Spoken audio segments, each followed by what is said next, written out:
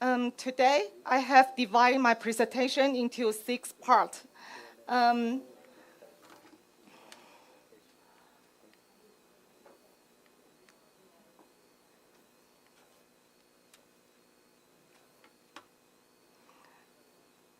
going to start with a background, then I will talk about method and results, and finally discussion. It's how to make better good research ethics manager.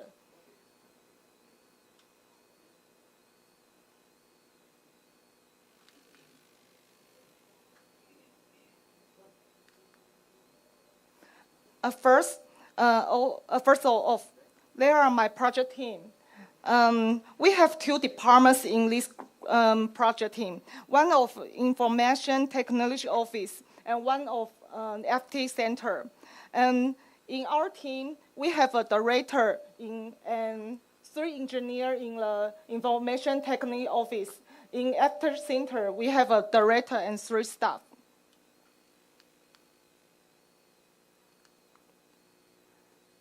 Secondly, it's NTH system history, the timeline. First timeline is we use paperwork in the past, and in the 2012 we use the PTMS and paperwork, and in the 2021 and we use the EREC, and we need paperless. Thirdly, the product devolution. There is a product cycle timeline. In international project score, because our Consultant for the Department of Health of Philippines. Now, I'd like to hand over the sessions to our chairs. Okay.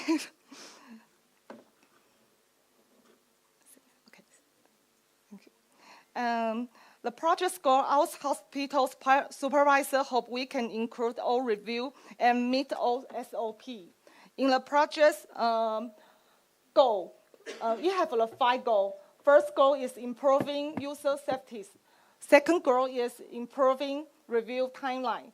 And third goal is improving review quality. And fourth is paperless. And 5 is save the hospital budget. And we plan a project. We conduct need assessment for 4 types of people. PI, study team, IRB member, IRB staff, and co-auditor, sponsor, and CRA. The need assessment have 2 ways. One is questionnaire, one is the interview. We hold the discussion meeting in 6 years, over 300 times. And in the project, we have over 100 texts, and we complete all tasks. Because we complete all texts, so the ERC system was produced.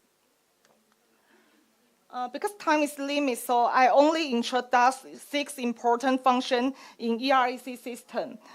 First is applications, review, minute, and manager, resume, and reminder. There is a PI interface. PI can add a study in layer. In the system, we have a chat box. Study team can write a message to staff.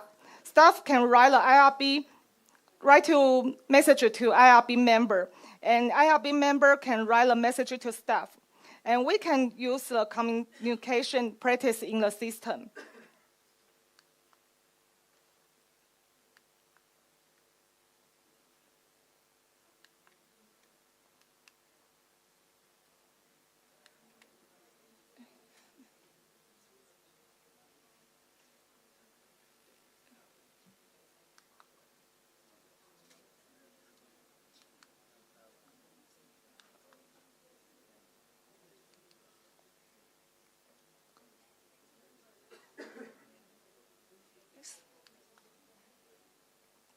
Okay.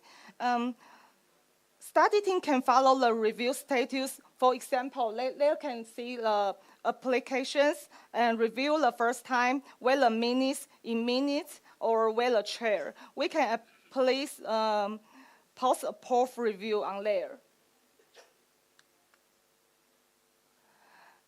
There is the review interface.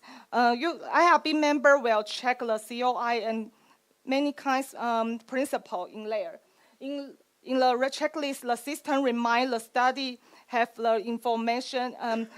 ICF or the study have the spatial group.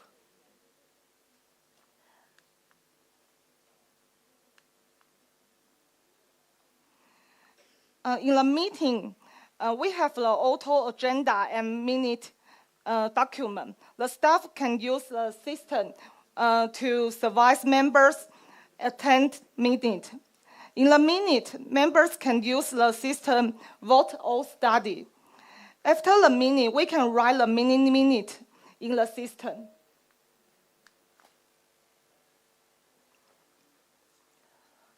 This is staff manage. They can count the number of PI managed study team and sponsor or CRO managed CRA. Staff manager everyone account.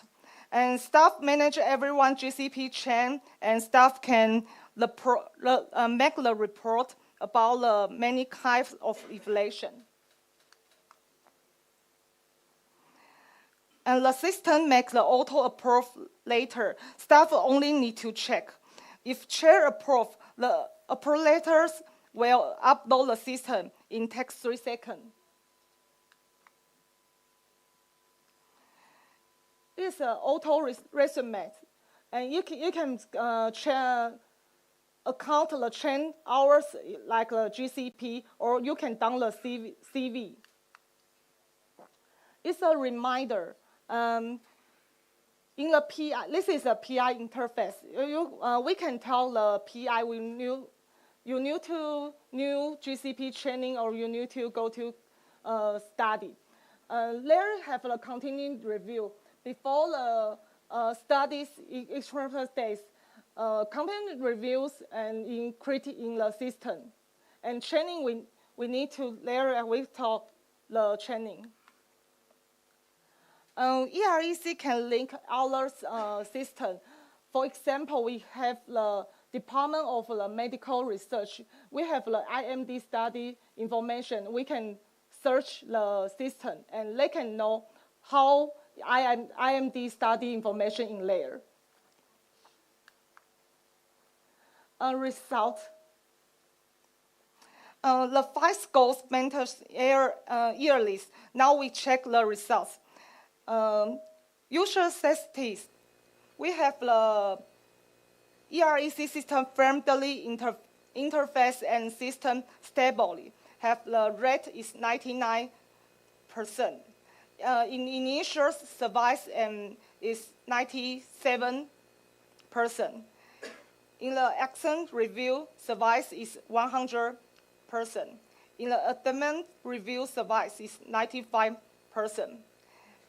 For our FT centers, over service is 95%.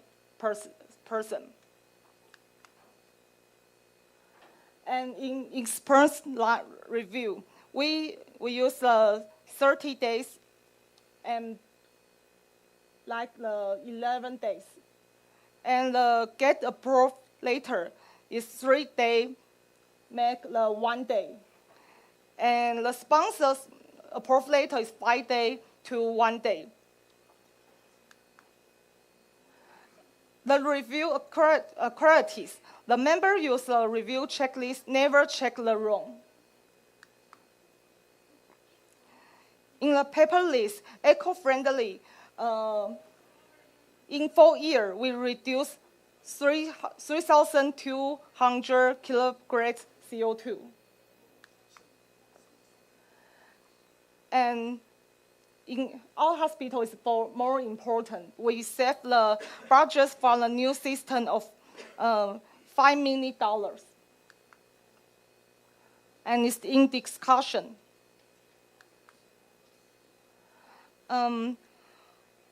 We hope the system makes a more better research FT manager.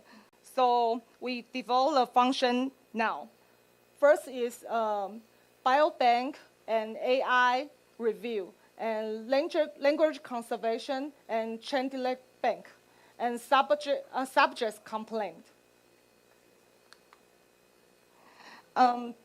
Technologies make the research FT review managers friendly. This is the end of my presentation. I hope you all enjoy my talk and the ERAC system. Thank you for listening. Thank you.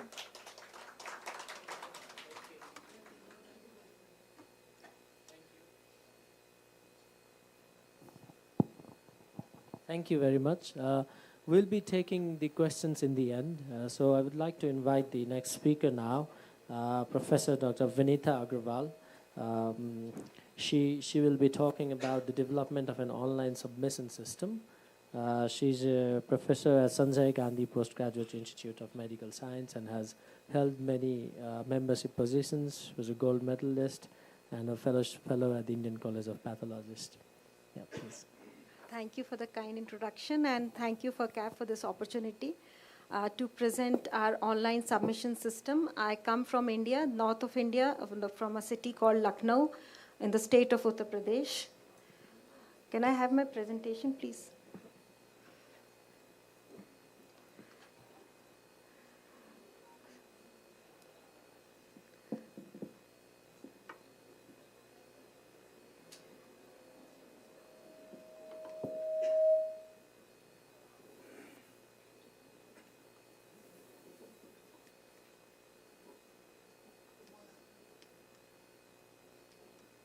Not working. Okay. So,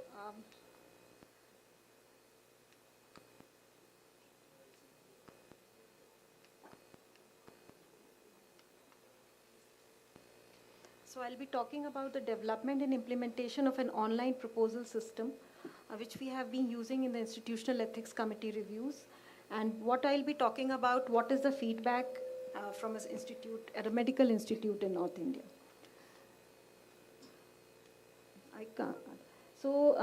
We know that the proper submission and a timely ethical review of research proposals are critical for supporting and promoting research. We have been using traditional paper-based systems for submitting the proposals, which can be cumbersome, time-consuming, and prone to errors. And now with the globe all over the world realizing that COVID-19, what a havoc it can cause, online system came as a boon to us because we had developed this system prior to COVID. So that is one thing which we were very happy, and the ethics review did not hold for a day because at that time we had many projects which had to be reviewed because of the COVID pandemic. So this was one system which helped us a lot. So to address these challenges, our hospital, that is a medical institute in North India, developed an online portal for the submission of research proposals for review. And these review processes also involved sending the projects electronically to the team members of the Institutional Ethics Committee. And we describe the development process and the effectiveness and impact in terms of feedback from stakeholders. So the aim was to manage and review the projects for ethical approval online through the bioethics cell, which is an established cell at HGPG-IMS, and develop an online web-based application for the submission of all research projects, all clinical trial research projects, and also all academic projects and independent projects for ethical clearance by the Institutional Ethics Committee. So the development phase, we developed an online portal to streamline the proposal submission. The core elements were identified. It was based on the Indian Council of Medical Research 2017 guidelines. A compatibility across devices and browsers was ensured, and the submission process involved one-time registration by the PI. So once the faculty of the institute, who is the principal investigator for the project, registers in the system, he or she does not need to register again, and you just need to sign up with your user ID and password, and all your proposals will appear on your dashboard. So the features included a user dashboard with details of all proposals submitted by the PI, including documents of all informed consents, conflict of interest, all the proposals, etc. and all signatures, everything was there on the portal. So this is just to give you a view of how once we were developing, in the phase of developing, we kept on talking to the web-based application person who was making the program, and we kept on adding on the different features that we needed. This is a page just to show how the signatures of everybody goes into the system after they are scanned and then uploaded on it. And if something is not uploaded, the system does not accept the proposal as complete. So then came the most difficult part, that is the implementation system. And it involved pilot testing to identify and resolve the potential issues, initial training and support, and an effort for iterative enhancements, so that we were getting inputs from the researchers and we kept on making those improvements in the system and refine the portal's performance and usability. And we had a step-by-step guide which was circulated on the institute webmail, that we have an internal webmail, and also put on the portal so that anybody who was accessing the system for the first time knows how to go through it. And the stakeholders' feedback was collected as part of the submission process to understand the ease of use, the efficiency, the overall satisfaction, and any suggestions for improvement. It came at the end when the PI was submitting the proposal for review. So the feedback from the stakeholders involved, as I said, about all these factors which are related to the submission process, and also what was their overall suggestion for improvement.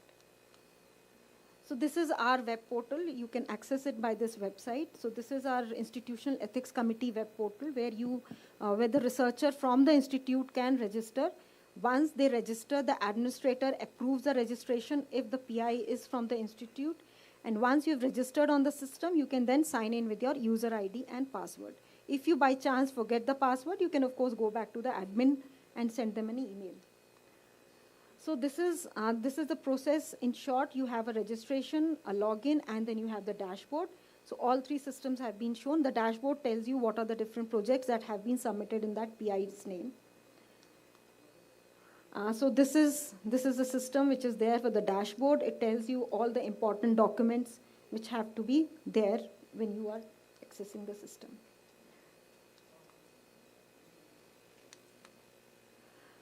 So this now, once you have the dashboard, you've put in the project name. This is how you have to enter each and every detail about the project. What is the identification of the project? So once the PI has entered the name of the project, it will come over in every document which is later on. So the PI does not need to type it again.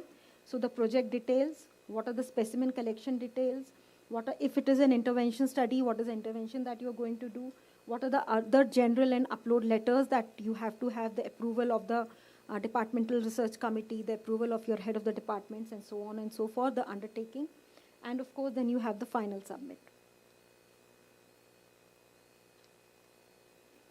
So the security and safety was also ensured that all the data related to the projects is stored and maintained on a secured server located in India. The regular backups are maintained to facilitate disaster recovery. And so coming on to the results, so the online portal for submitting research proposals, we made it functional in July 2019. And as I said earlier, it was really a boon because COVID came next and it helped us a lot. From July 2019 to July 2024, that is 5 years, we have tried to evaluate what was the implementation, what was the result, and what was the feedback. So we had 361 faculty members who registered as principal investigators and submitted more than 1,500 research projects, that is 1790, and the feedback reports from the users were analyzed. So this is what is the feedback. So 33% of the users had no remarks. They had submitted the proposal, but they had no remarks. 67% had some remarks, and that was 66% had something to say that it was a good system, and 1% had some issues, which I'll talk about later. So if you further dissect what was the, out of the 67% who gave their feedback, 53% were really happy with the system because it was an online submission system. You could do it from anywhere, even if you're traveling, you could just submit your project. The But some of them had some suggestions that I will talk about in the next slide. So out of the 67%, 1% had issues, rest 66%, 53% said just good, 13% said good with suggestions. So the users found the portal intuitive, convenient, and easy to navigate. The submission accuracy improved with fewer errors and omissions because you had to submit all your forms, all your consent forms. They had to be in place, consent and the for children consent, the legal representative consent, everything has to be there.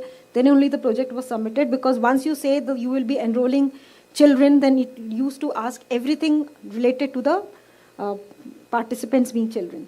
The portal reduced paper requirements and enabled online reviews. And as I said, it was really helpful in the COVID-19 pandemic. The IEC members and administrative staff also indicated high acceptance and satisfaction with the online portal. The issues that were there, which I talked about, 1% were that it is a very tedious and lengthy process. Further to dissect that who were the people who were saying this is generally the faculty who had joined recently. And they had hardly any idea of what the paper submission looked like when you didn't have an online submission. So they were not really clear, not really educated on the lengthiness of the system. It is there when you have something for an ethical review. So this is one of the papers that we published, that this was only possible because we were having regular ethics committees through video conferencing because the submissions were online. So that is why our efficiency greatly improved during the COVID pandemic. So the results of this were that what were the challenges that we faced and what were the actions taken. We found a resistance to change from a traditional paper based system, and that is but obvious. But technical glitches that required day-to-day support were also one thing which we needed, because to upload a PDF, sometimes it was really difficult for the PI because of the different browsers and everything. So that had to be taken care by the support system. The errors due to large file sizes and the inability to upload different file formats was another problem. So the action taken was we had a training and additional instructions partially mitigated these. So we put in riders at every point where we thought that this will be a difficulty, that this is how you need to do it. And it, of course, required a continuous support. So in conclusion, developing and implementing an online portal for IEC proposal submissions has enhanced the ethical review process. The stakeholders' feedback has been overwhelmingly positive, so we were happy that we did this. This effort underscores the potential of a digital solution in research and the importance of stakeholders' engagement and feedback. So once you have the PIs on the same page as you are thinking as part of the institutional ethics, it makes the job easier.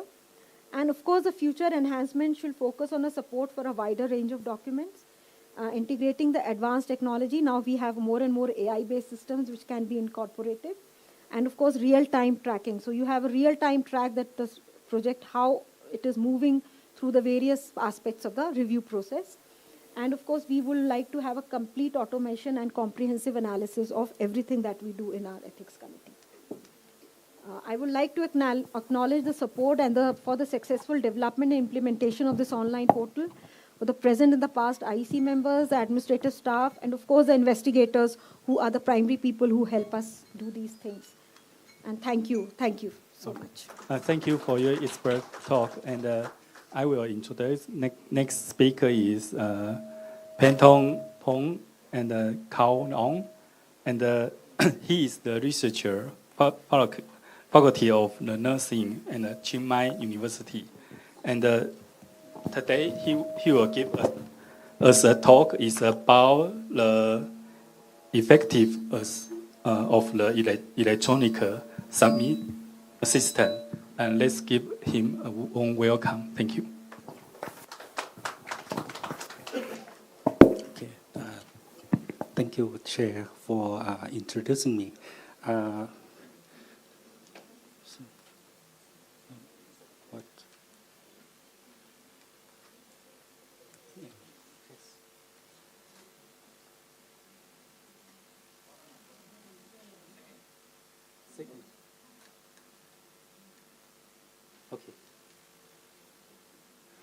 Today I will talk about the effectiveness of an electronic submission system in research ethic review. This one I will present the case study of our faculty of nursing in Chiang Mai University, Thailand.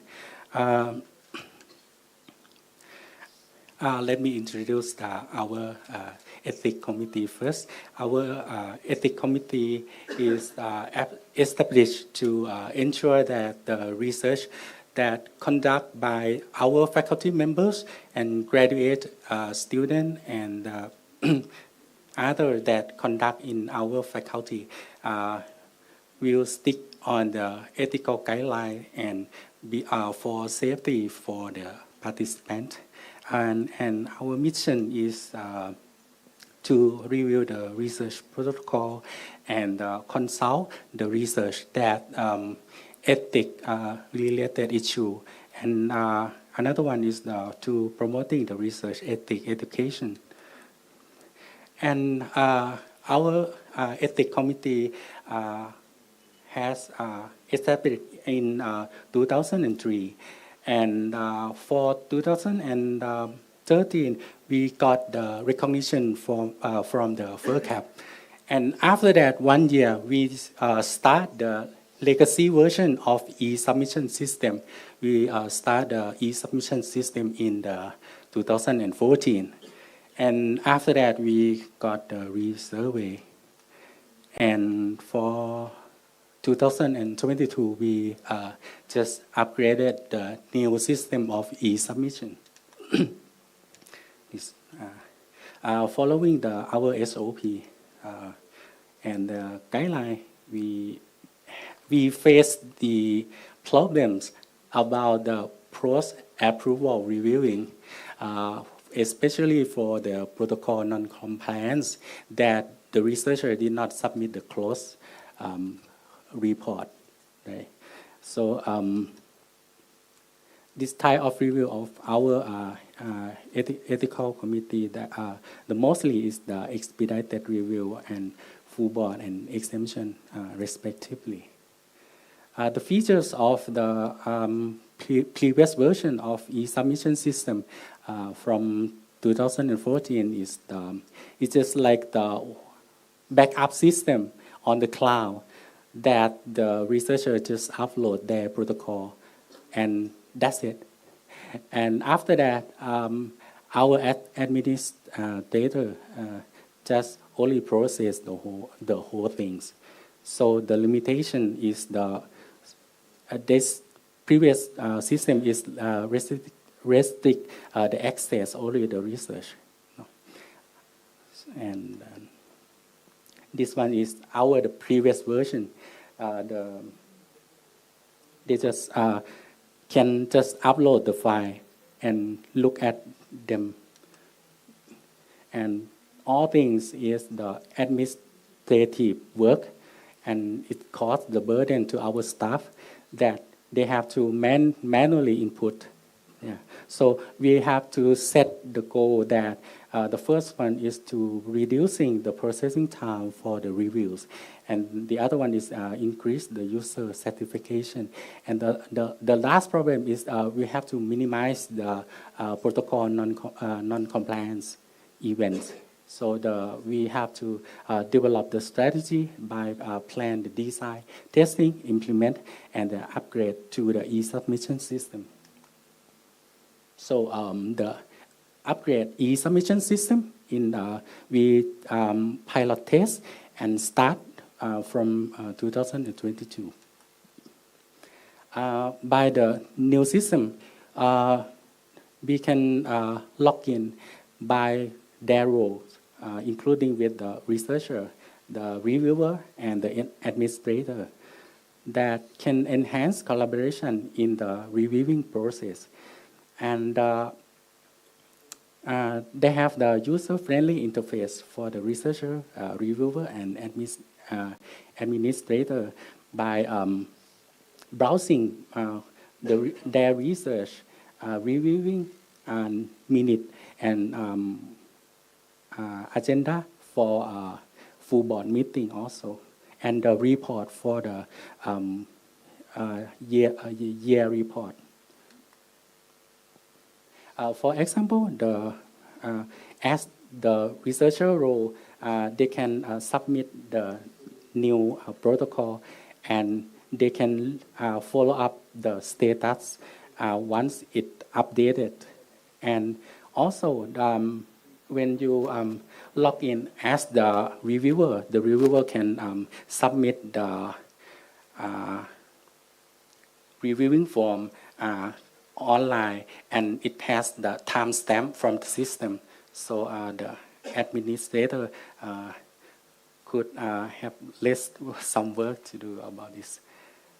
And for the administrator, we have the following status: start from the draft of the protocol to the close for the protocol, and we have the status that updated once the processing process has changed.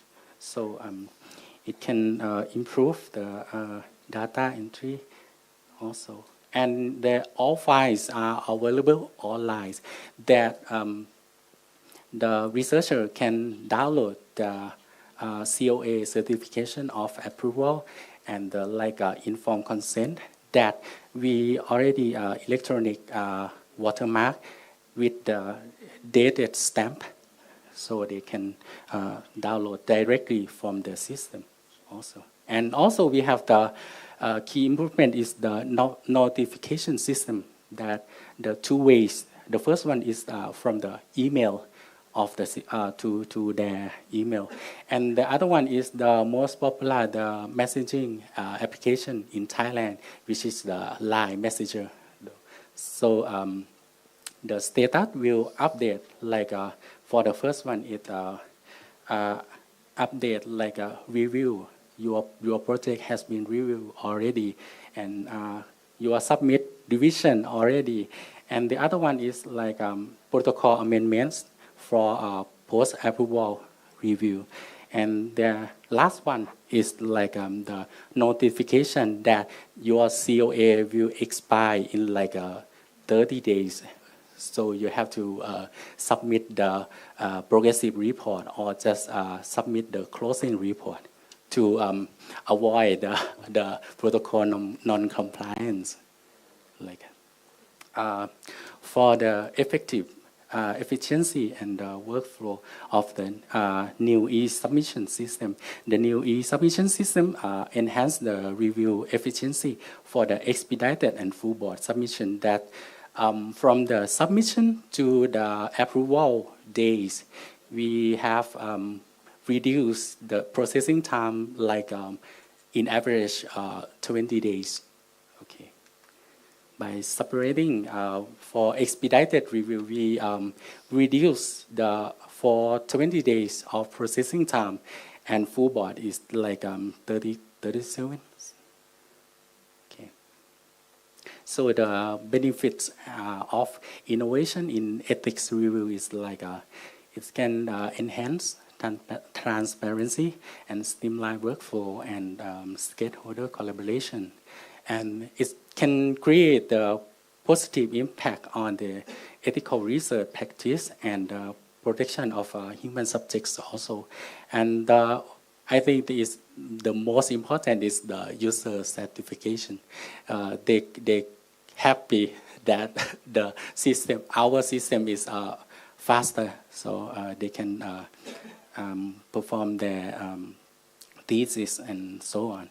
And the last one is to set the faculty commitment to the high ethical standard, and for the future outlook, for example, the WHO benchmarking guideline or something like that. And moreover, we are still continuing update for the features. For example, right now we just launched the pilot features like project monitoring that can count down their COA, and we can track the status, they submit the closed system and submit the renewal already. And the last one is they can pay for the processing fee by online payment with mobile banking on their phone. So I think that's all. Thank you for your attention.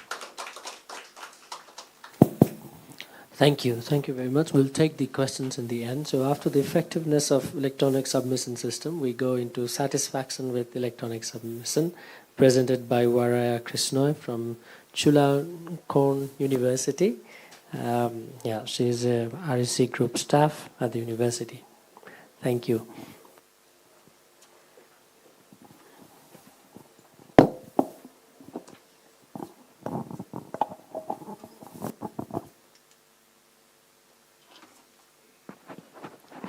Do I tall enough? Can you see me? No. This one? Okay. Good afternoon.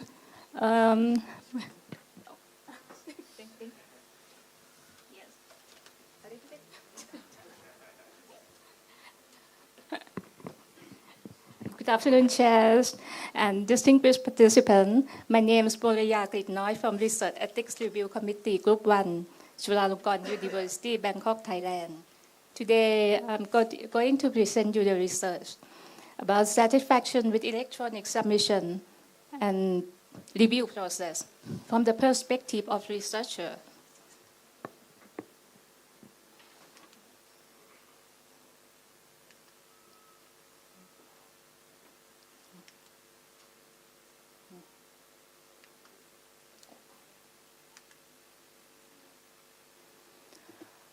Okay, let me briefly introduce our committee.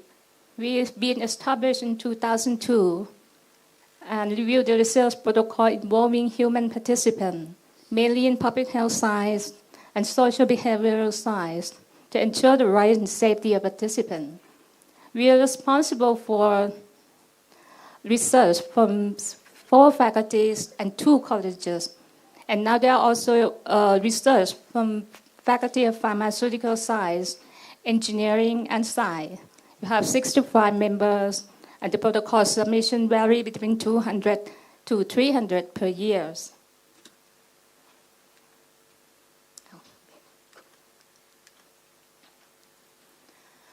Let's go back about 6 years ago. At that time, the university strongly pushed the less paper policy. And shortly after that, the COVID-19 spread out everywhere.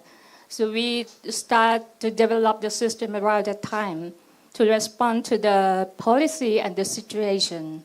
It is a web-based called CUREC system, which consists of online submission, review process, and office administrative system. It's tailor-made for the committee and comply with the 24th FERCAP guideline and recognition program, and together with the national and international guidelines. The researcher required the university ID and password to access the system. It fully implemented in 2022. This is a sample flow for initial review. After the researcher uploads the file in the system, checking completeness of document, determining type of review, and review process are done in the system. After that, the chairperson or vice chair or the secretary will access the system to edit the comment and select decision. And staff will proceed to the researcher. When approval is granted, the chairperson and secretary will enter another new password to verify digital signature for a certificate. Staff will select the file to stamp approval. Then the researcher can download the certificate and documents. And all protocol will be kept in the system until time to remove. I will show you some of the system page which related to the research. But we have a quick look for this. This is a registration page for researcher. This page is for researcher to upload the file. And you will see on that pink label, researcher can also download the form directly from the system. This one is a reviewer to make comment. We have 4 boxes to make comment, and on this side is a checklist or topic to review, also integrated in the system. It's on the top right of each box. This is the office administrative work. It will show the status of each ongoing project for the staff to see this page. On that side is a researcher page for download the certificate and approved document. And on this side is a sample of notification, an email to notify the researcher for each step.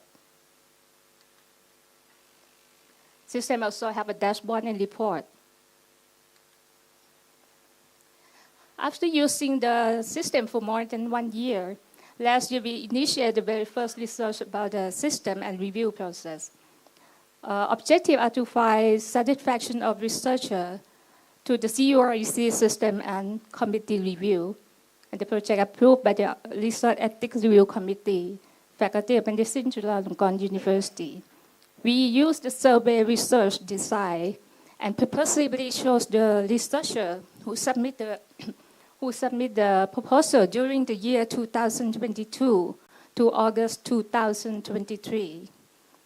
And they include only the researcher who getting approval from the committee, and there are 272 of them.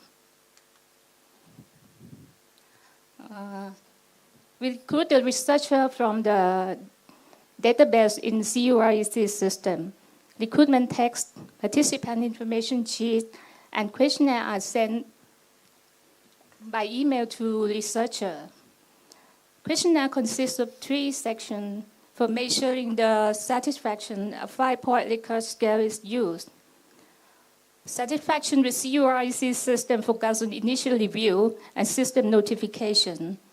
And satisfaction with the review process focuses on 4 aspects of given comment: usefulness, clarity, relatedness, and reasonable.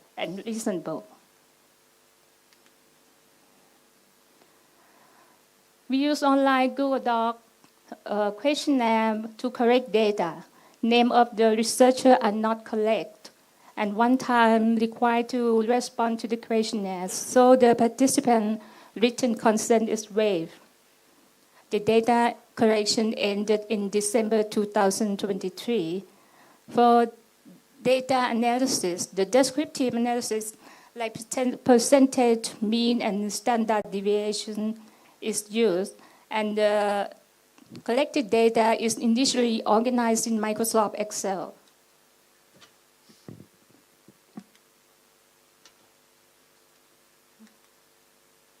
Here's the result. There are 85 respondents. The majority of them is graduate students, about 70% from faculty in health science group. About 50% submit the proposal to the system for the first time, and on the other half more than once. And about 55% use 15 to 30 minutes to register and upload files.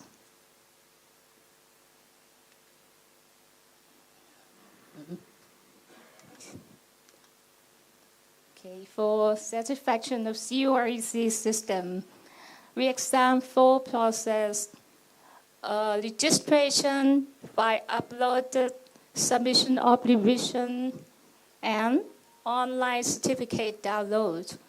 The mean score are over than 4. And I think the registration and online download is higher in satisfaction of the researcher. For the satisfaction with the system notification, we chose the process to notify submission, hard copy, submission revision, and submission of progress report, and reminder expiration of certificate. Other steps are also higher, the mean score higher than 4. They are also satisfied with the notify of submission of progress report and submission of revision.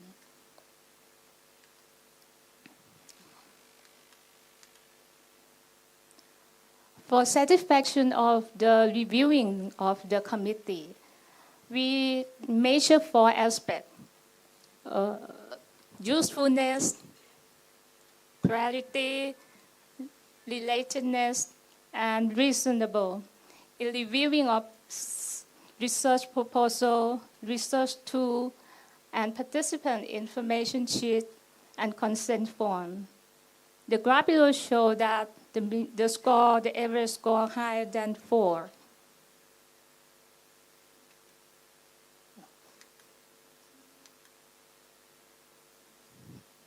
We also included a question about staff services. The scores are very high, more than 4.5, especially in the providing information. For the reachable, we examine about the reachable by phone, by email, and contact directly at the office. The overall satisfaction for the staff services is also 4.7.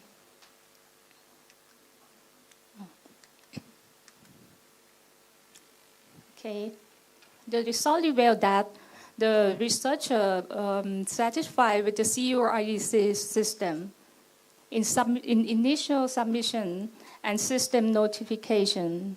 The committee comments are useful, precise, and reasonable. The staff services are excellent and reachable. And we also found that the 55% of researchers spend 15 to 30 minutes, but 45% of them spend more than 45 minutes. So our work still, we have more work to do to in-depth of this information to improve our system and our work. I think it is just the beginning. Thank you for your attention, and thank you, Chairperson. Okay, thank you for your expert talk. And I introduce the next speaker, and is the last speaker, and he will give us 2 talk. Is right? Yes. Dr. Ho. Yeah. Yeah. Dr. Ho is also from Taiwan. Yeah, and he is a plastic surgeon. And he is IRB National Cheng Kung University Hospital. Yeah, and today he will give a 2 talk is about using the AI for the rapid classification, and the other is use of comprehensive cloud-based drug tracing system, and then let's give him a warm welcome. Thank you. Thank you, Professor Zhang's wonderful and friendly introduction. Can I have my slide? Good afternoon, ladies and gentlemen. It's great to have me here to share these 2 topics. And one still not opening. Why? Can open my slide? Okay. This is me. I come from Taiwan.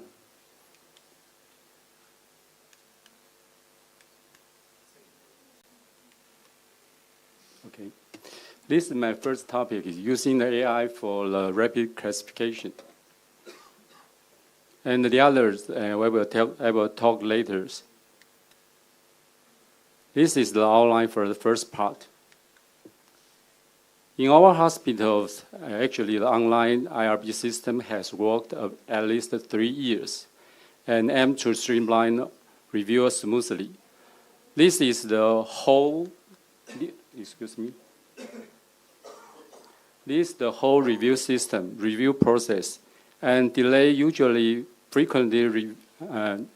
due to frequent revisions, especially extend the initial review process time here, and beyond 10 days.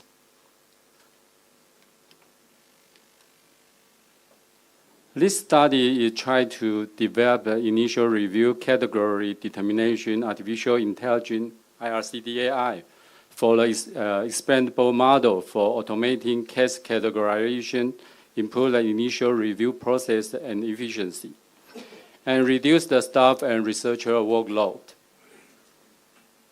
How do you build the AI model? You can see the first one. The phase one, including the data pre-processing and NLP technology.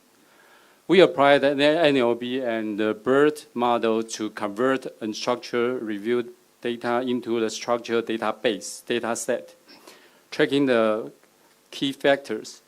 We also fine-tunes the BERT from the IRB domain to improve the accuracy. The phase two is including the deep learning and interpretability analysis. Implemented the BERT topic models, combine the transfer architecture with topic modeling to categorize the long text, and also use the Lemma 3 to generate the expandable IRB output to ensure the ethical compliance. The initial data processing showed that the initial attenuation reveal irrelevant data and impair the model performance.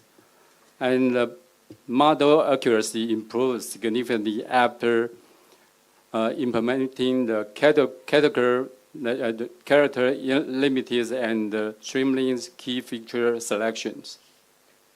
You can see the subsequent iterations achieve over 90% accuracy through the enhancing the training data set, diversity, and optimize the model parameters via a random sampling methodology. After improve the IRCDAI system, we can reduce the proportion of administrative processing delay from nearly 40% to 30%. When the general purpose language model Lemma 3 compared to our IRCDAI, the accuracy rate is over 85% to about 20%. Regarding the user experience and feedback, you can see almost 90% of users, including the staff and the researcher, find this AI system can help for faster case submission. In conclusion, AI optimized the IRB review process with the automating case classification methodology. It also enhanced the ethic review efficiency and workload management. I think in the future, AI will extend the capability to identify the issue and the processing amendments beyond the case sorting. And we can also enhance the ethical review quality and strengthening the medical research protection. Thank you. Thank you for your attention.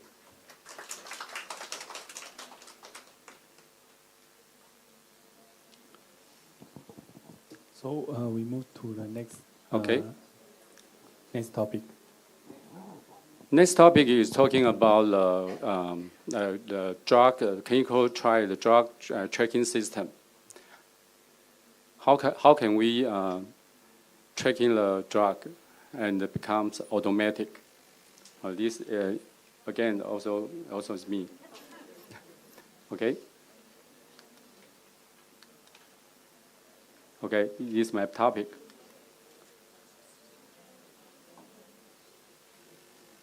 This is outlines for the second part.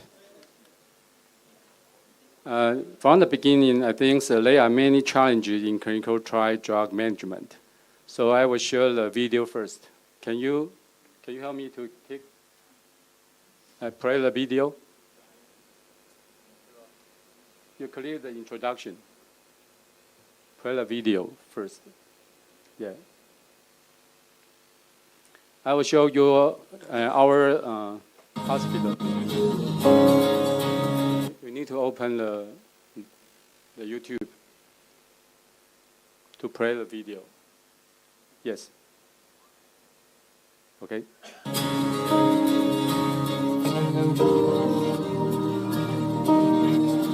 This is our pharmacy and our pharmacy routines, how to handle the drugs traditionally.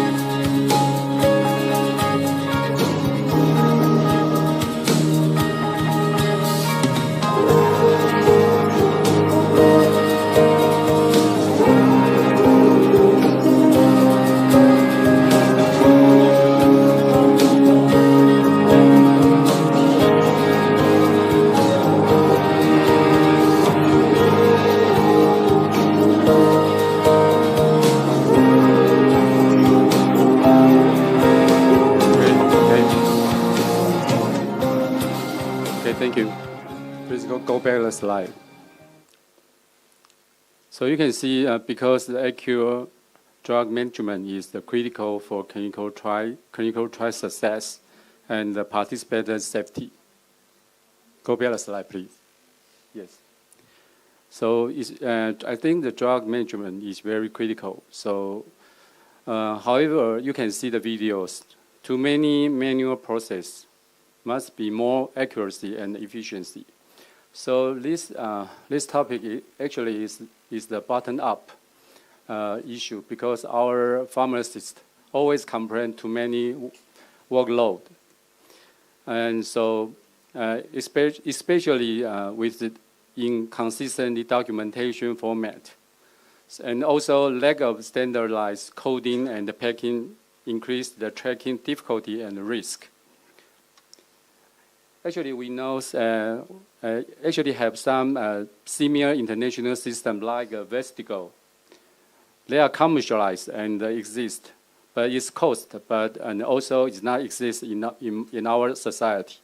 So therefore, we want to develop a GCP compliance system to improve the efficiency and safety.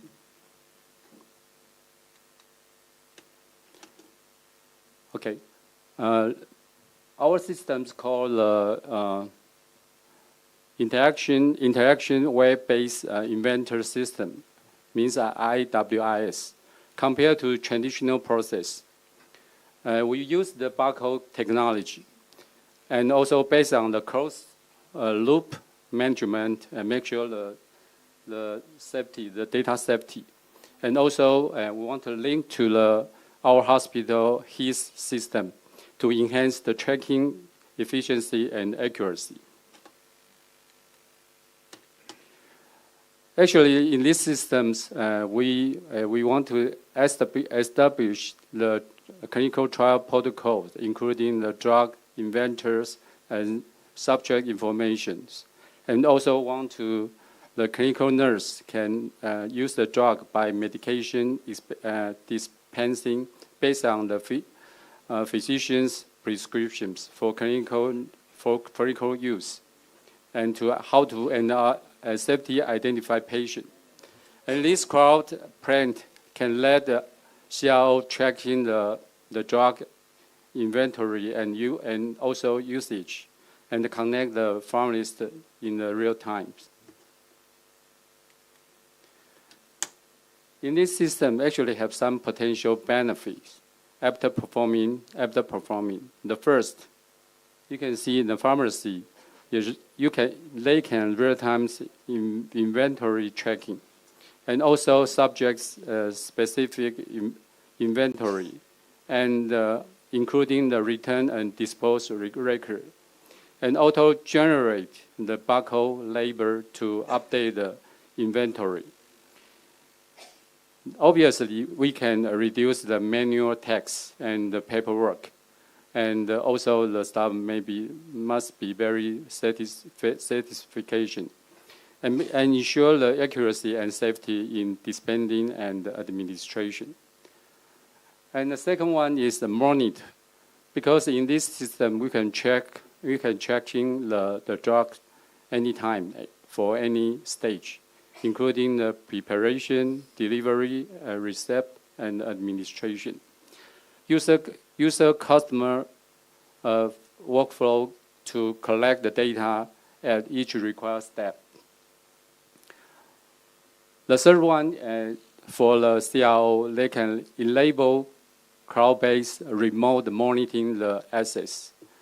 Not only this time, actually in the COVID period, we also can use these applications. Enhance the communication with monitor versus the in-system managing and email feature.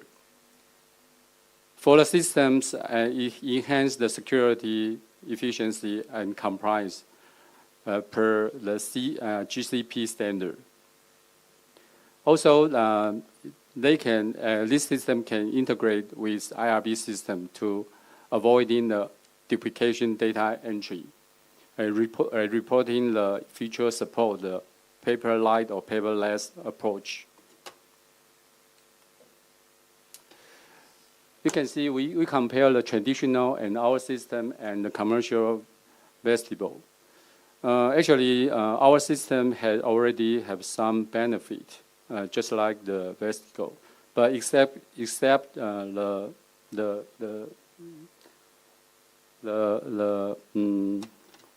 because the commercial vestibule they can support the building management, but in our system still not yet.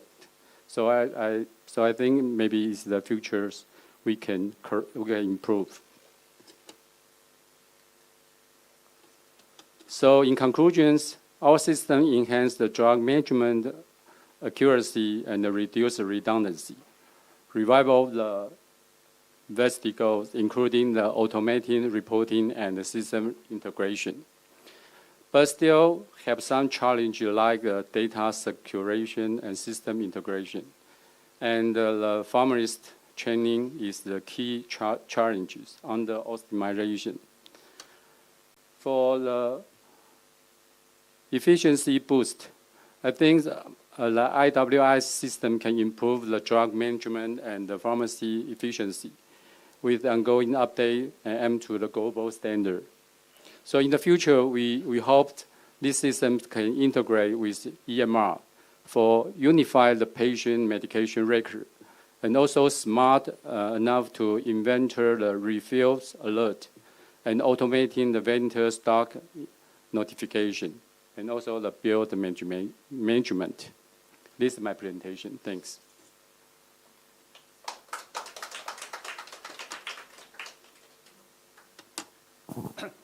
Okay, let's open a discussion. Do you have any question or opinion about the issue?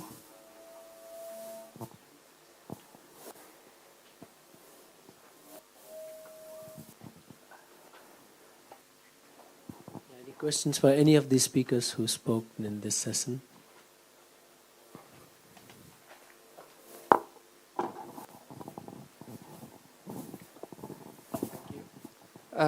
My name is Dr. Chusak from Thailand. I'd like to ask Dr. Chien Leng Ho, could you elaborate more about the feature of your AI for rapid classification? Is it for classify the type of the review or the type of the research paper that's submitted in your system? Actually, this system is the beginning, just the beginning. We create the AI model.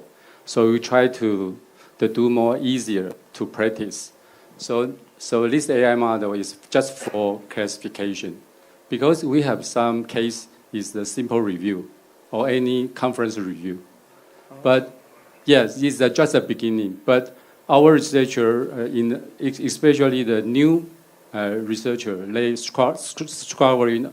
struggling about the initial process. So we just use the very simple.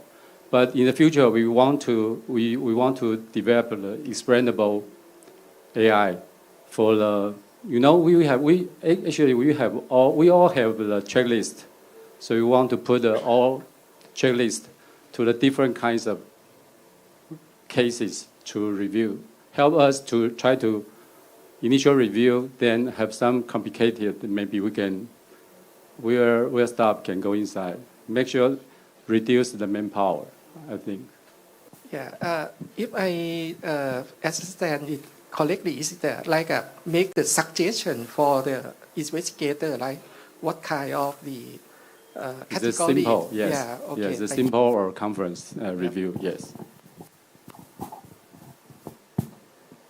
Thank you very much for all the presenters about electronic IRB. My question is about accreditation of the electronic system. When FERCAP comes to accredit IRBs, they look for the files and archives. So is there any system for accrediting electronic IRB? I think any of the first four presenters can address.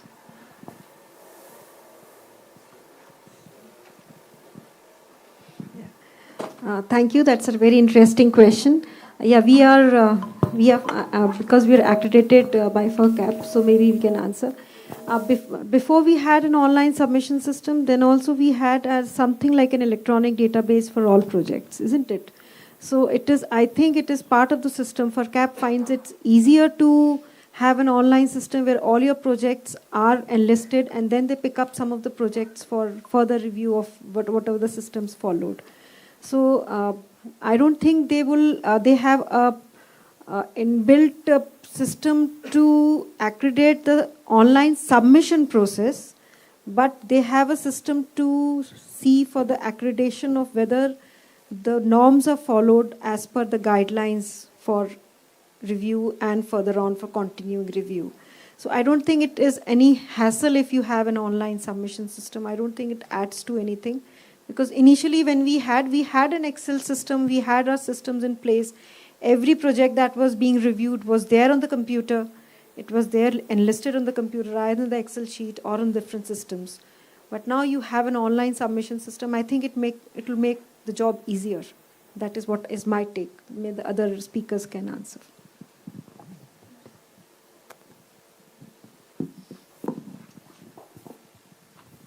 Any other questions?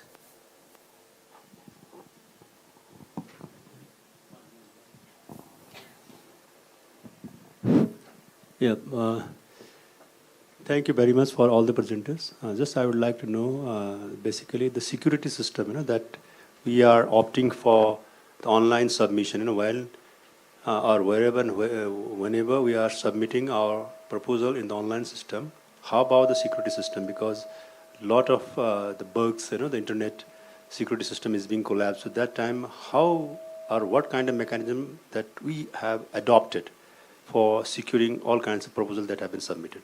Thank you.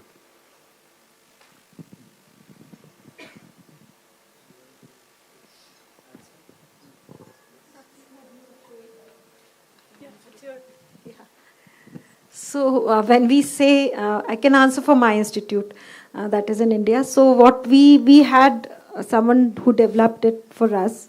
So I will not be able to answer what particular safety system that they ensured, but yes, we have been using it for the past 5 to 6 years, and there has not been any breach in that system. So that it is secure, and they have a web server within their premises which has all the data that is being put up by the faculty of our institute, that is SGPGIMS. And I didn't find any access that any other researcher could have even for their peers. So that is something I think is a good safety measure. So people who know that it is being submitted online, they can also not access anybody's projects. So it is a foolproof system. Till now we have not, but exactly what they used as for the system, I'm not sure.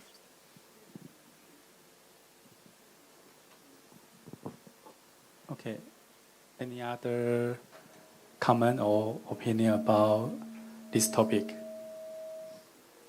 Okay. Maybe I have one question about the EU chain. And you use the two kind of EIRB. One is PTMS system, and the other is EREC system. And what different from them? And what is the benefit about your new EREC?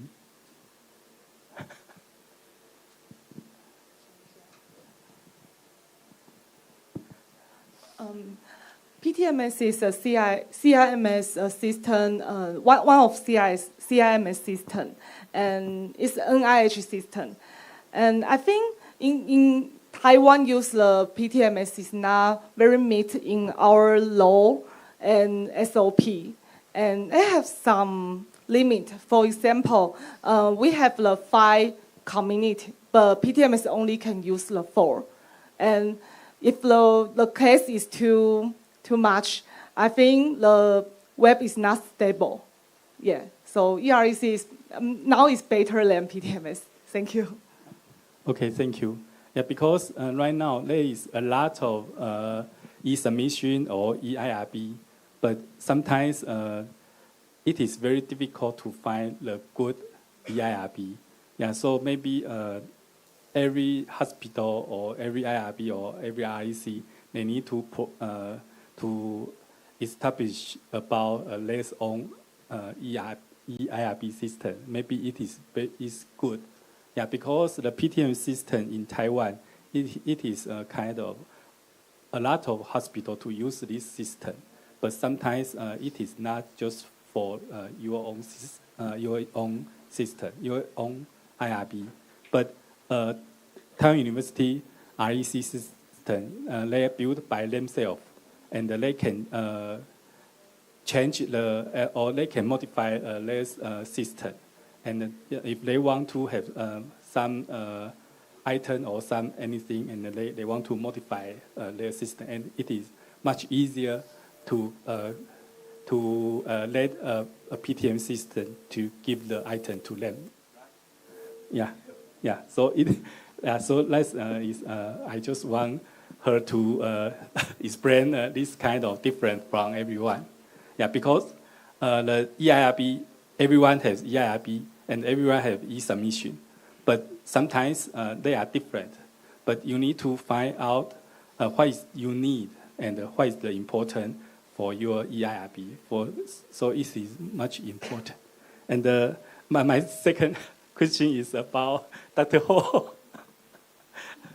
Yeah, because your drug checking system, yeah, I want to know about in the clinical trial, because in your drug checking system, can they recall the time the nurse give to the subject or patients? Do they recall the time, and do they in this system recall the side effect or SUSA or any AE in the system? So this is I want to know about this kind of system in our clinical trial.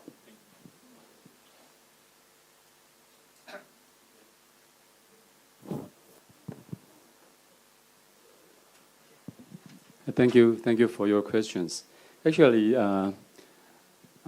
we are not yet to connect to the clinical nursing, because now we still connect to the hospital information system. But you want to correct to the patient data, we need to connect to the EMR. So this is the future work, the next step. And this project actually is just to try to reduce the pharmacist workload, because we know the clinical trial drugs, they may be just numbers, or maybe have no unit package. So all the times we'll get mistake. So this is the reason why we want to make some system to try to use the like a barcode system to identify the drug. It's very simple, and actually the pharmacist is very happy. But I'm not sure in the future, maybe, because this project, the difficulty is how to deal with the information connection with hospital, because hospital always have some patient privacy and data security.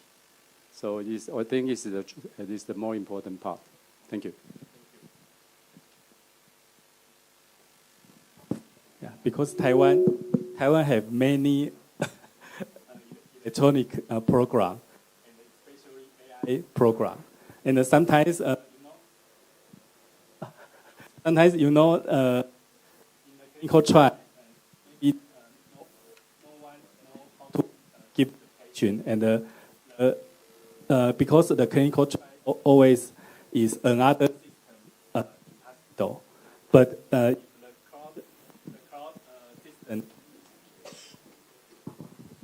if the cloud system can recall the clinical trial, and it is very good for our clinical trial, because if the given time and the side effect or SUSA or any clinical trials problem or any issue, they can upload to the cloud, and maybe it is very good for our CIA or our pharmacy to check the data.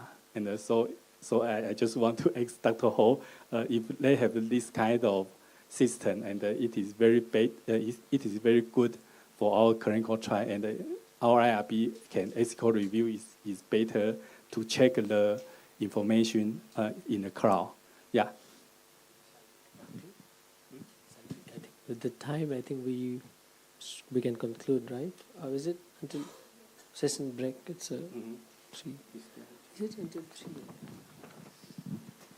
3? I'll just say a few words to conclude, and then you can start. Okay. Excuse me. So thank you, all these speakers. We have I think, certificate distributions. But just before that, just to conclude the session, I'll try to summarize. I think what we saw was mostly technology, the online platforms being built for different processes of clinical trials or ethical review systems, and different organizations building for their own purposes. And then we saw a bit towards the end of how to optimize the systems for scalable systems with AI also. I think what would be helpful for the community, I think, is if there can be protocols or standardized sets being designed collectively with the community on what are the processes in the system for the review or the trials, so that the software engineers or the technology builders can then follow those protocols in anywhere in the world, or at least in the community, to build those standardized systems, because it becomes much more consistent. And for that, we saw the product design, how the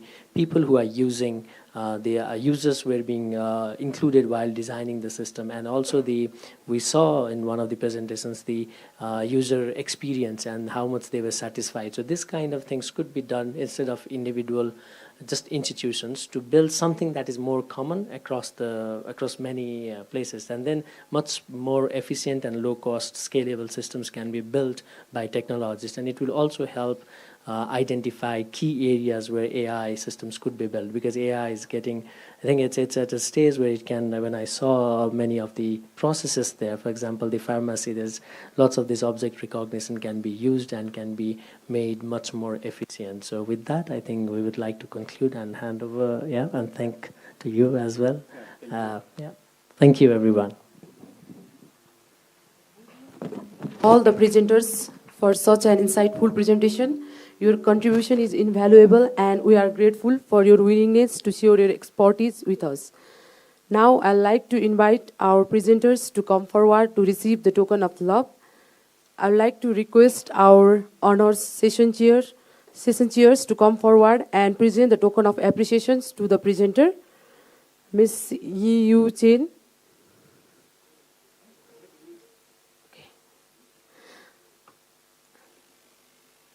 Please offer a big round of applause to all our presenters. Okay.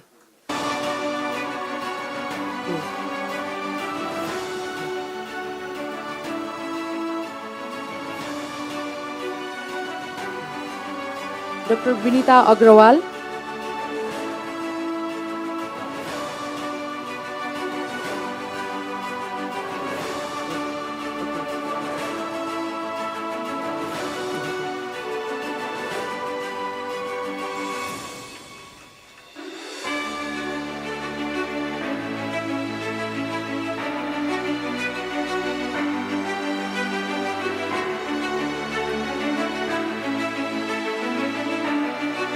Dr.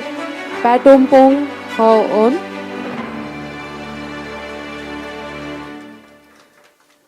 Miss Moraya Krisnoe.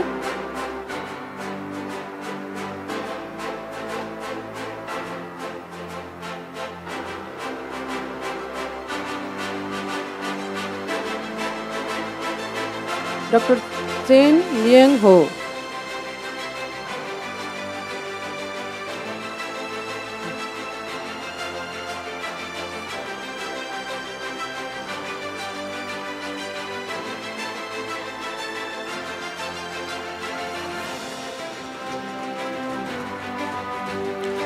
Moving ahead, I'd like to invite Professor Dr. Jeevan Bahadur Seth sir, ARB board member, to come forward and provide the token of appreciations to our chairs.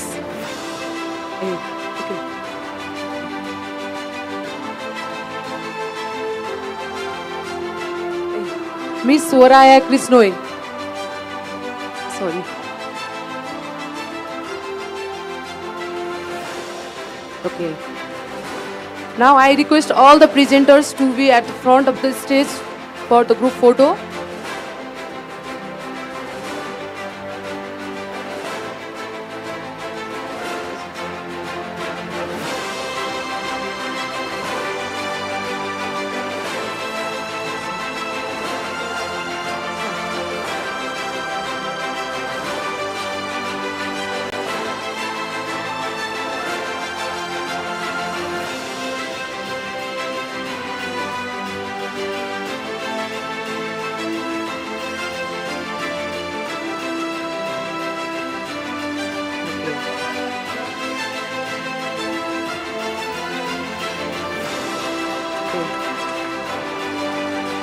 Thank you. Now moving ahead, I'd like to invite Professor Dr.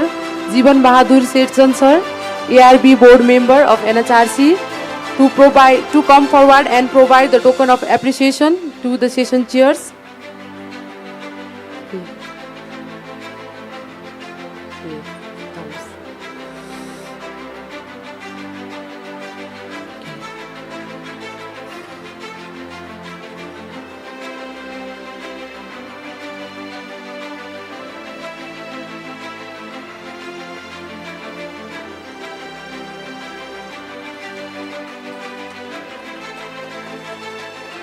Okay.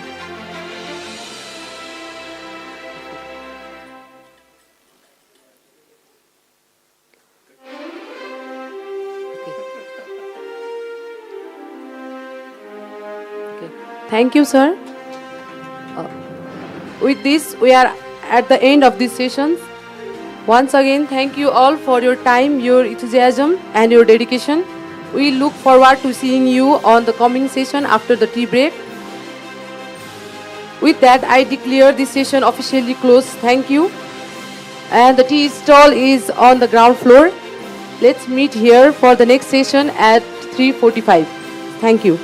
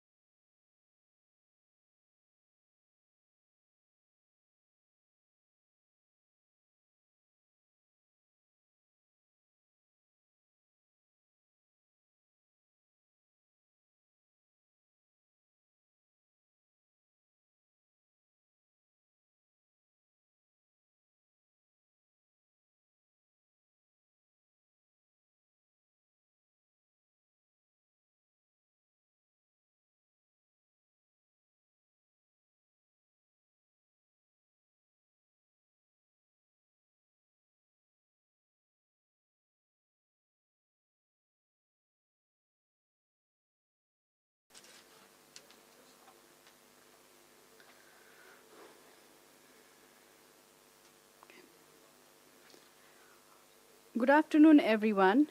It is my pleasure to welcome you all to the third session entitled Ethical Issues in Public Health Research.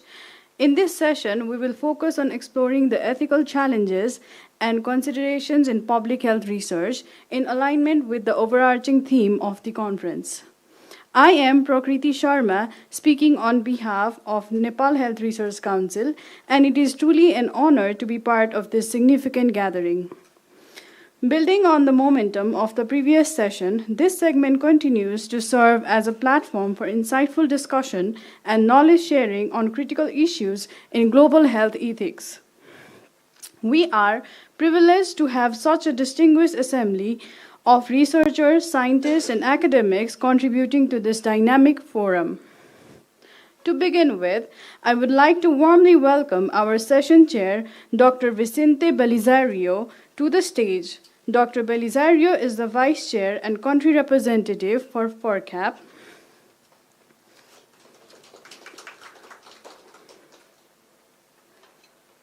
And he also serves as a Dean and Center Director of the College of Public Health at the University of the Philippines, Manila. With his extensive experience in public health and ethics, Dr. Belisario brings invaluable expertise to guide today's session. Next, I would like to warmly welcome our other session chair, Dr. Susan Babu Maratha, to the stage. Dr. Maratha is a prominent figure in public health research and education. Currently, he serves as the Director of Planning, Coordinator and Academic Upgradation, Medical Education Commission, Nepal. He is also visiting professor of Bournemouth University, UK, and University of California, Davis, USA. With extensive experience in international research collaboration and over 95 publications, his expertise will guide this session towards meaningful discussion. Now, I would like to hand over the session to our chairs. Over to you, chairs. Thank you. Thank you for your kind introduction. So we'd like to welcome you all in this afternoon session. So the theme of this session is ethical issues in public health. Ethical aspect is a very important entity while conducting public health research. In the last 2 decades, we have witnessed significant advancement in ethical dimension while conducting public health research. In Nepal, a few years back, our researchers were in the field of public health were concentrated in descriptive and analytical design. However, these days there has been remarkable focus on intervention research, particularly in clinical and community trials. The role of ethics is becoming more profound these days. Meanwhile, researchers have been quite sensible in accommodating ethical principles while conducting research. This FERCAP conference will definitely play a profound role to capacitate public health researchers to practice ethical researches. The conference seeks avenue to discuss the contemporary innovation in the domain and enrich public health research. So for these sessions, we have 4 speakers with different experiences and in the different field. So we have, as a chair, so we'll be providing 15 minutes for the presentation for each speakers, and then after the presentation, we'll have discussions. So we have 4 speakers, as I have already outlined, and the first speaker for the session today is Nisa Jha. Nisa Jha is professor at Department of Clinical Pharmacology and Therapeutics, KIST Medical College and Teaching Hospital, Lalitpur, Kathmandu. She obtained her PhD from Jaipur, India in the year 2016, and her research experience is mainly related to pharmacovigilance and drug safety, antimicrobial resistance and rational use, and she has published in the areas of rational use of medicine. So Nisa will be speaking on community engagement in promoting rational antimicrobial use in Nepal. So I'd like to request Dr. Nisa to deliver her presentation.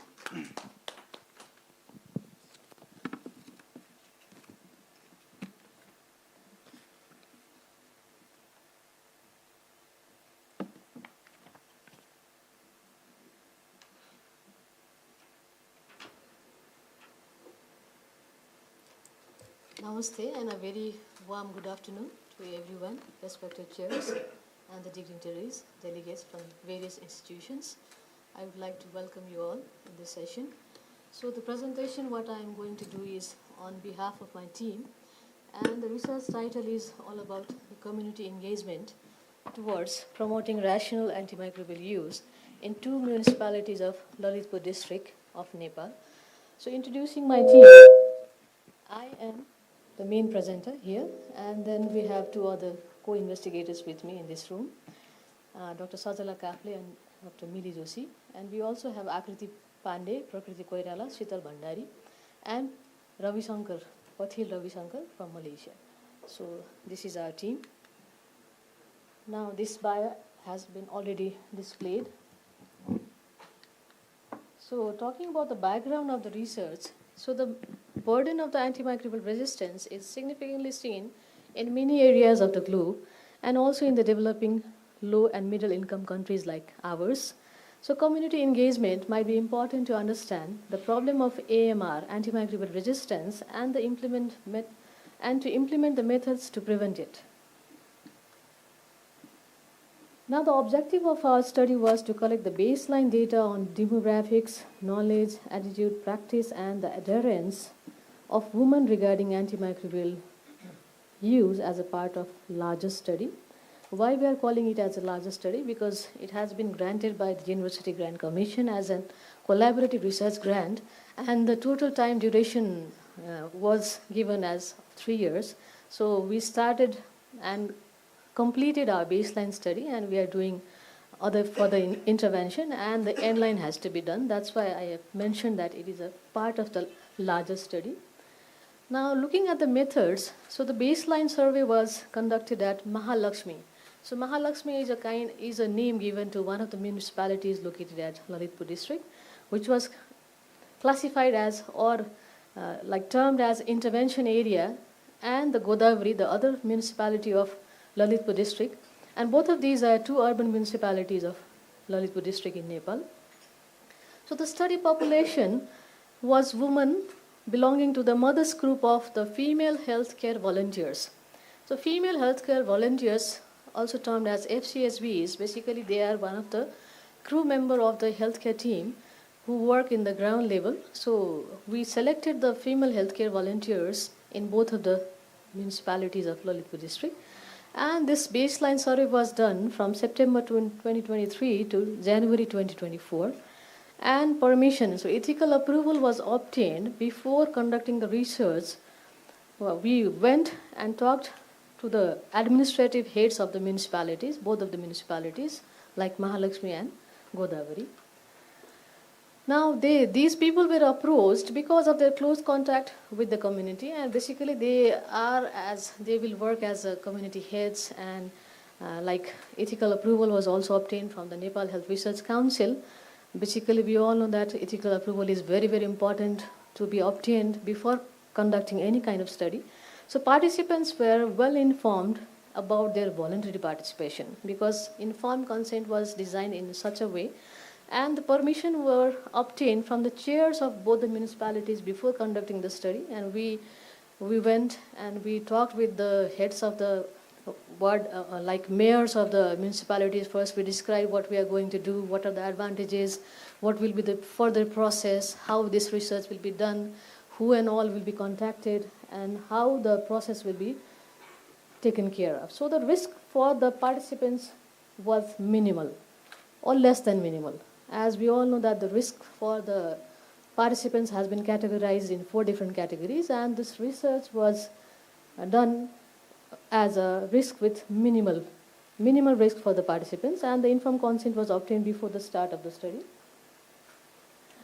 Now this figure is all about the ethical principles of research, and we all are talking since yesterday only and today morning also. The emphasis was given to all the different parameters as an ethical principles of research. So basically the researchers and participants, we all are closely integrated, and the ethical principles of research, like it has been mentioned, as data integrity, competence, non-maleficence, beneficence, autonomy, honesty, responsibility, privacy, confidentiality, justice, and the dignity. So these all are the ethical principles which we tried to be within these boundaries to carry out our research. So taking care with all these parameters, we started our study, and the results showed that there were 580 women from the Mahalakshmi municipality and 627 women from the Godavari municipality. Now, who are these women? These women are working as a mothers group who are classified or categorized under the FCSB. So there were 45 female healthcare volunteers in both the municipalities, and under one FCSB there were nearly 20 to 25 mothers. So basically these women were those mothers who were working under the FCSBs. Now the participants from both the municipalities had similar demographic characteristics, because since we know that both of the municipalities are located in the Lalitpur district only, and they are not so very different than when compared in so many parameters like disease profile and their population, the number of males, females more than 18 years. So various parameters were considered. So the mothers were provided with the refreshment for their active participation and no financial incentives. That means we did not pay them for their participation. We just provided with some refreshments, and we also gave some transportation cost, because since they were called to visit us and they came for us, so we have to give this. But that was not, we kept in our mind that it should not create any environment of coherence. Now the knowledge was higher in case of Mahalakshmi municipality, but the adherence for the use of antimicrobials were found to be higher in Godavari municipality with a p-value of less than 0.001, and there were no significant difference in the attitude and practice scales. Similarly, the knowledge, attitude, practice, and adherence scores among the different subgroups of respondents in the two municipalities were found to be significantly different in education and also their occupation. Both of the values, p-values, were less than 0.005.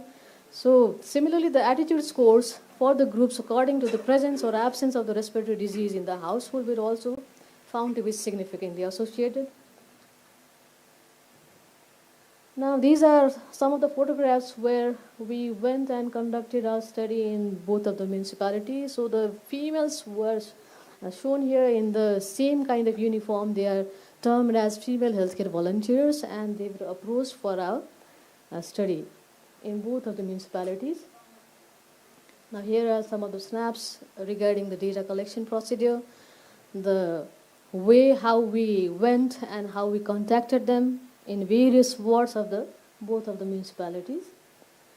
Now looking at the social demographic variables by municipalities, which was mentioned as AMR baseline study, and the total number of population was 1207.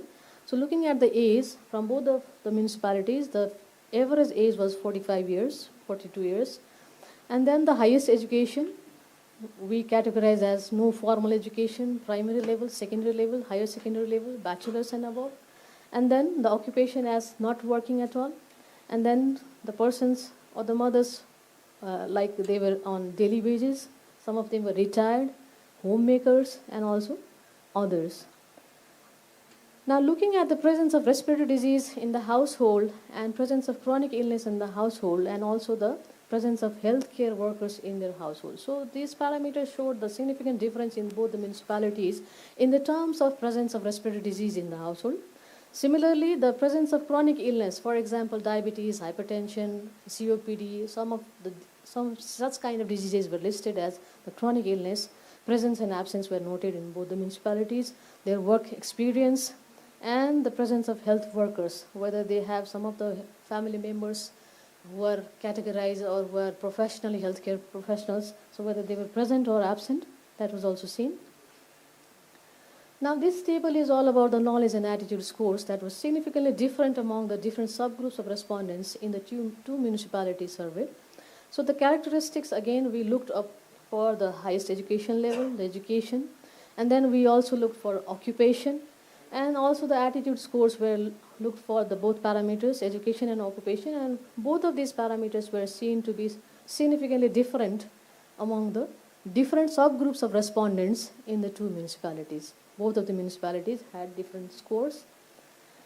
Now, similarly, we also looked for the practice and the adherence scores. So adherence means here we looked for the adherence for the antimicrobial use. How do they use antibiotics? What was the adherence? How did they took the antibiotics? Whom did consulted? And how they were dispensed? And what was the practice? How was the adherence score? So that was being looked for. And the practice and adherence scores that were also significantly different among the two municipalities in terms of these parameters, like practice and adherence. Both of these parameters were found to be significantly different for the occupation and education. So the practice and adherence, both of these scores were statistically significant. They were found to be statistically significant. So looking at the key findings again. So there was a significant difference in the understanding of amoxicillin. For example, our questionnaire had mentioned about various names, and one of the antibiotic given was amoxicillin, which is very commonly seen in the clinical practice. And so amoxicillin as an antibiotic between the respondents of the two municipalities. So it was found as a significant difference in the understanding whether this drug is an antibiotic or not. Similarly, the participants were also aware that the use of antibiotics can lead to the development of secondary infections by altering or killing the beneficial bacteria of our body. So some of the participants, surprisingly, what happened is basically both of these areas are not too very rural. So due to the urbanization and all the local media and the social media effects might be there. So it was seen that they were aware that the use of antibiotics can lead towards development of secondary infections, and also the limited knowledge about the differentiation of antibiotics and other medicines among the mothers was similar to other findings. So like literature review has also shown that the various studies are showing that there is no adequate knowledge among the participants. So this finding is also in accordance to like what literature has supported.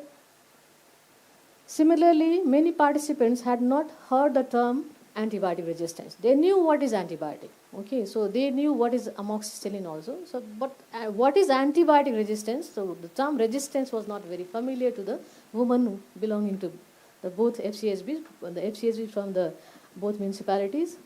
Now, mothers from the both municipalities also showed significant difference on the seriousness of antimicrobial resistance as a global issue. So since we all know that the resistance, this AMR nowadays, the AMR, the World Antibiotic Awareness Week has just completed. So yesterday only it was the completion date. So I am also happy to share that like some of the contribution we did in the field of AMR. So mothers from both the municipalities, they showed significant difference on the seriousness of antimicrobial resistance as a global issue. And the attitude was also different for the statement of responsibility of the pharmacist to educate the patient on proper use of antimicrobials. And antibiotic can be dispensed without prescription. So basically in context of Nepal, what happens is people will go and approach to the community pharmacies first. Why? Because since they are the first type of contact like persons, and they do not charge so much, the fees is not very higher, there is no longer waiting time. And the other factor is the ratio of the patient and doctor is still less. It's still very low in Nepal. So comparatively, the number of community pharmacies is much more larger as compared to the total number of medical professionals, like doctors. So the findings showed that the attitude was also different for the statement that the responsibility of the pharmacist is to educate. Only the pharmacist should be only the person who has the responsibility, whole and sole responsibility to educate the patient on proper use of antimicrobials, and also for the statement of antibiotics which can be dispensed without prescription. So like most of the developing countries, in Nepal also, the regulation for antimicrobials use and selling purpose is not very prominent. Like the government is not that strict, and they have not so very strict regulations, rules and regulations. That's why the availability of antibiotics is still seen as an over-the-counter drug. And many studies have already shown this finding also. So the reason for the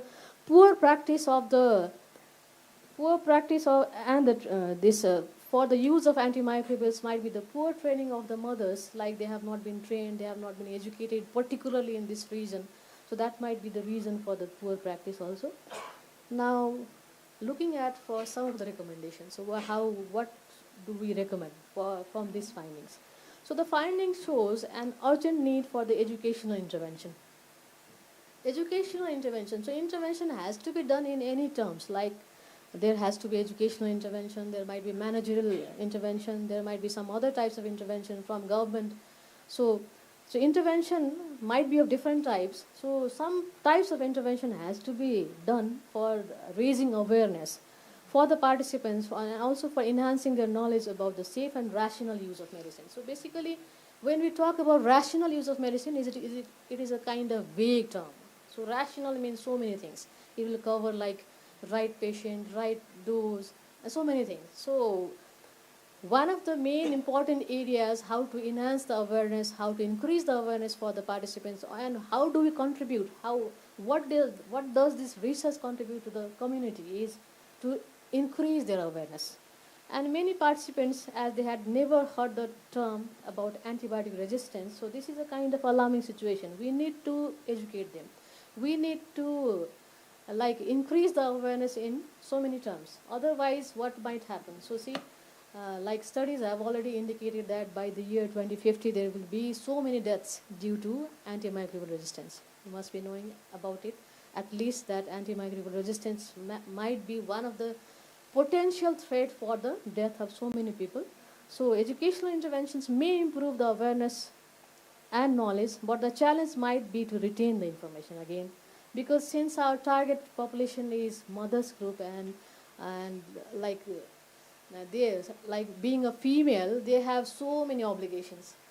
So they have to do and the education will definitely play different type of crucial role, it will play the crucial role for creating awareness. So what we thought is, if we educate or if we increase the awareness of those mothers, and mothers might be mothers can be considered as a powerful member in the family, and they will disseminate the knowledge within their families, and once their family is educated or trained about this problem, then they might talk about this problem within their neighbors, then the neighbors might spread the awareness, so the information might flow in the community. So this was the main target. So educational intervention might improve the awareness, knowledge, but again the challenge is there, how to retain. So for the retention, what we are doing right now is to mitigate this challenge.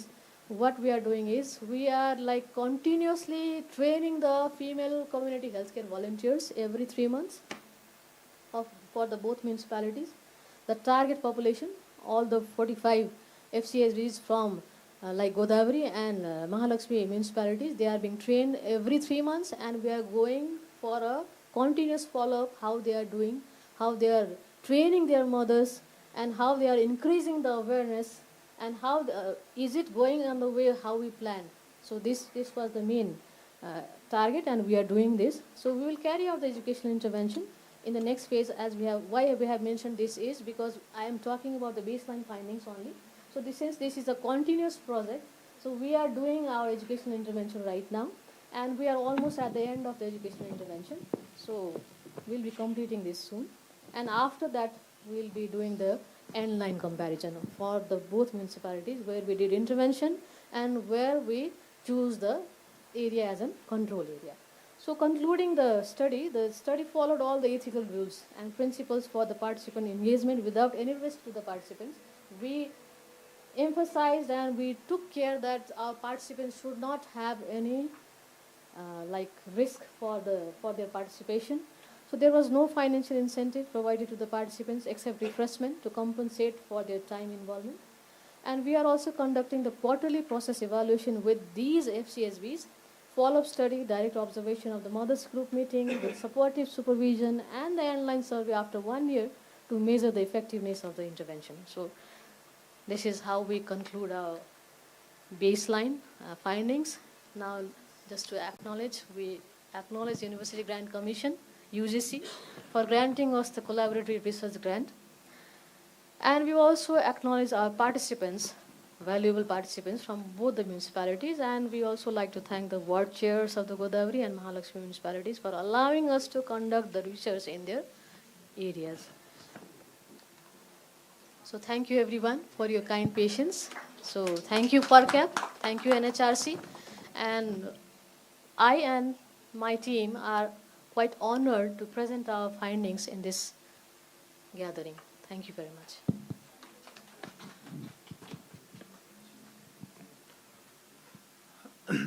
Thank you, Dr. Nisa, for your wonderful presentation. So we'll be having discussion at the end of the session. I'd like to request you to take a seat. So our second speaker in this session today is Professor Dr. Ananda Ballabh Joshi. I don't think Professor Joshi needs introduction in Nepal in the field of public health. So for his introduction, Professor Joshi is currently the Director of Public Health and Infectious Disease Research Center, Kathmandu, Nepal.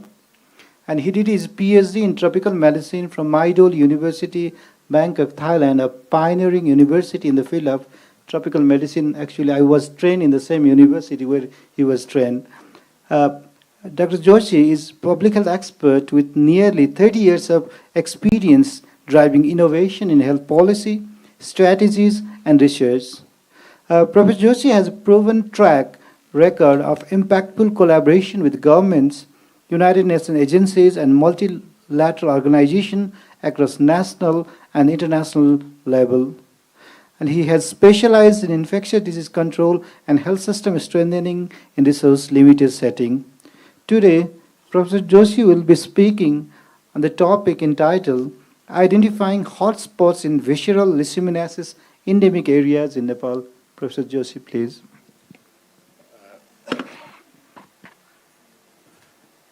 Thank you, Chair.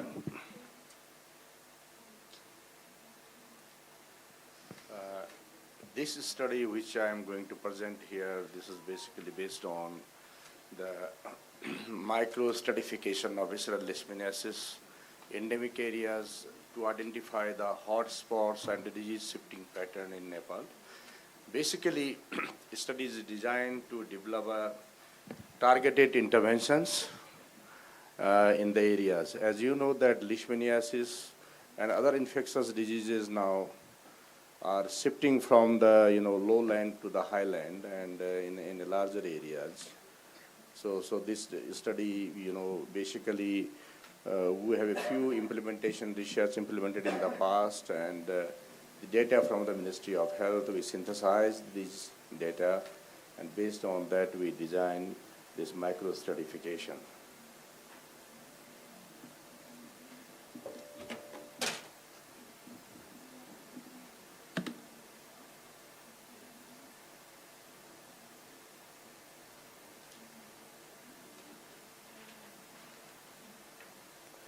Sorry, can I have this one? I don't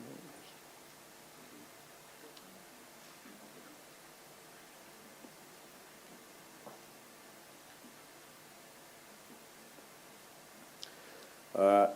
As we know that this leishmaniasis disease is very much endemic in this continent, India, Nepal, and Bangladesh.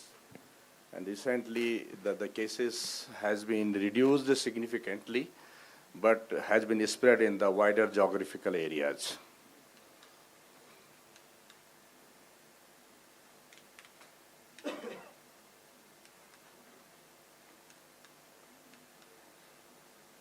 I don't know, is it controlled by there or I have to?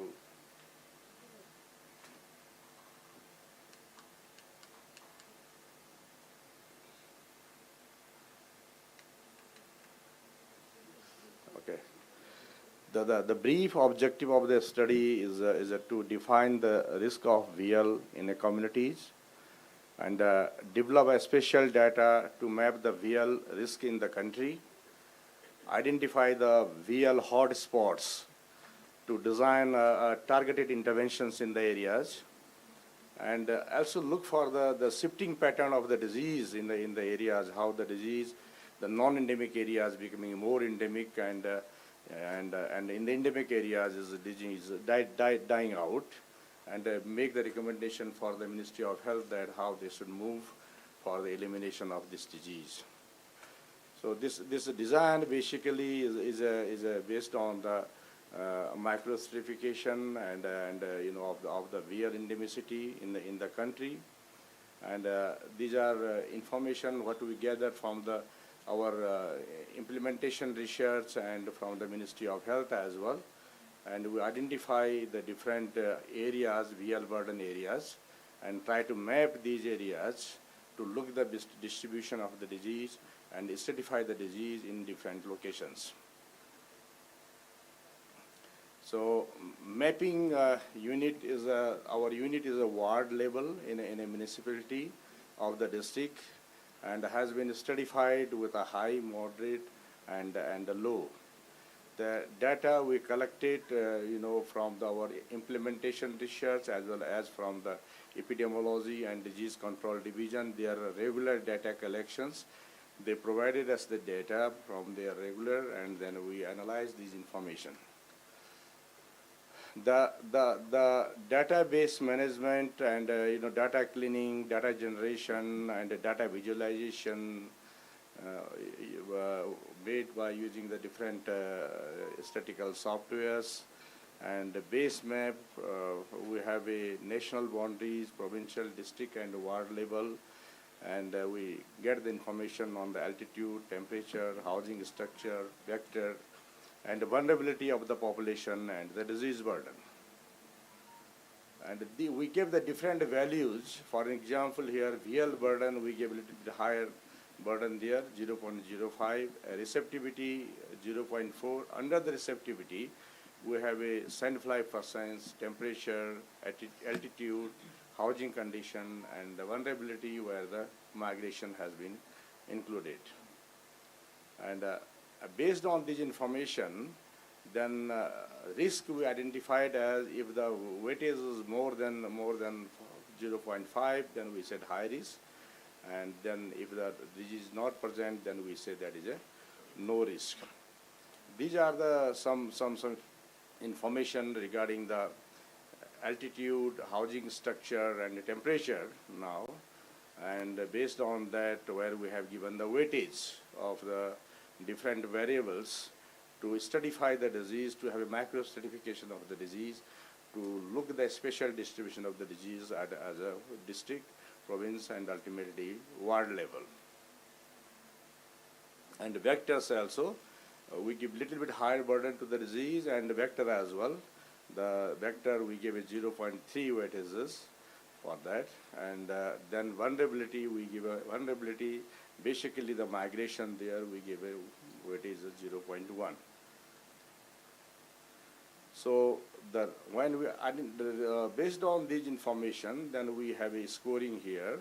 The micro stratification was done. If the score is more than 0.66, then we say that is a risk level is high, and then 0.66 to 0.33, then moderate, and if the risk is less than 0.33, then this is a low risk. And you can see here that based on the micro stratification now, we analyzed the information last 6 years here from 17 to 2022, and you can see that the ward level information are stratified with the high, moderate, and the low risk wards. And then you can see that the disease trend now, you can in a national level now, the distribution from the 17, 18, 19, 20, 21, you can see the shifting of the disease now here more to the west side, Karnali and far west side. And here you can see that the distribution bit on the plain areas, but now when we're progressing with the years now, disease is shifting more to the western side. I was listening the presentation from Professor Jun, this climate change NTD this morning. So this is very much relevant to mention that here. Now with the direct impact of the climate change now, you can see the disease in the mountainous area now, where we never have reported the visceral leishmaniasis. Even you will see the dengue and malaria cases in the mountain areas. This is a direct impact of the climate change on neglected tropical diseases. So this become a more challenge now, because the WHO now have agenda to eliminate the disease every 1 or 2 years they are shifting for 5 years, 2 years, 3 years now. Now last set target is 2030 now for the elimination of these neglected tropical diseases. But if you see the epidemiology of the disease now, this is more challenging now. The disease is shifting to the mountainous area from the dry area and has been scattered in wider areas. That earlier in Nepal we have only 12 districts endemic, but now you can see that more than 50 districts reporting the cases. The good part is that number of the cases has been significantly reduced now. If you look at last 20, 25, 30 years, there is a 80–90% reduction in the number of the cases. But if you look the wider distribution of the disease, then this became more challenge now.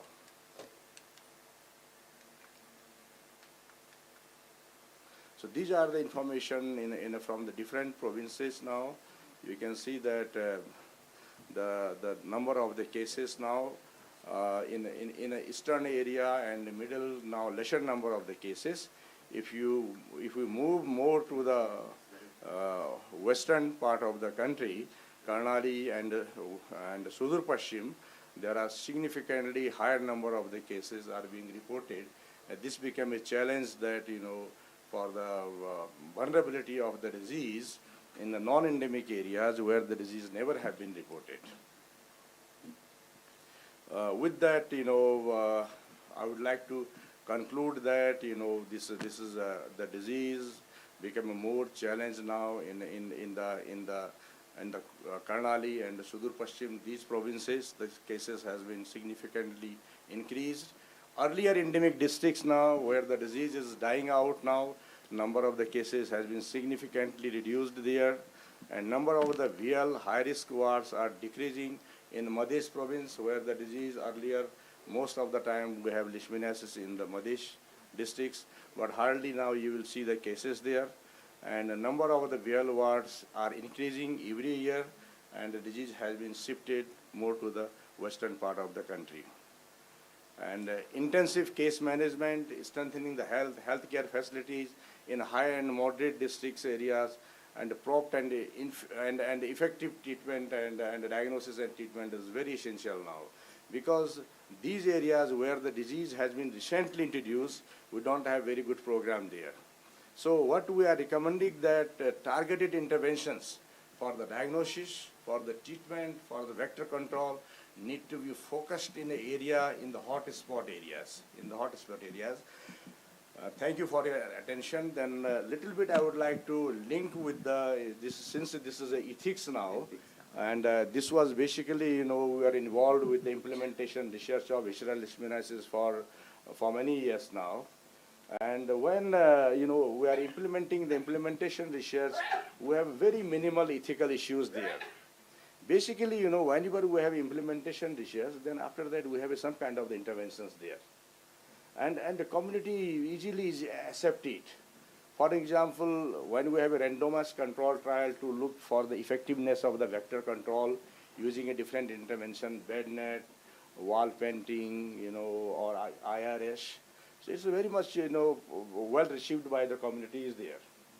And at the same time, when we have some kind of the studies where we look for the treatment compliance for visceral leishmaniasis, then what we do that, after during the research, if any compliance failures there, we bring the patient to the health facility. If there are treatment failure or drug resistance cases, they get the services. So whenever we are implementing the implementation research, there are very much limited issues in relation to the ethics. We haven't encountered any, and all the precautions, safety, efficacy, well taken care, and we strictly follow the protocol from the Nepal Health Research Council. The protocol which approved, exactly, implemented, and amendment, if essential, then made, and based on the approval of the amendment, this study has been implemented in the past. With that, again, I would like to, the two presentations which made in the morning by the Indonesia and our Philippines, Professor Jun, and our study tells the same message that climate change is one of the issue now.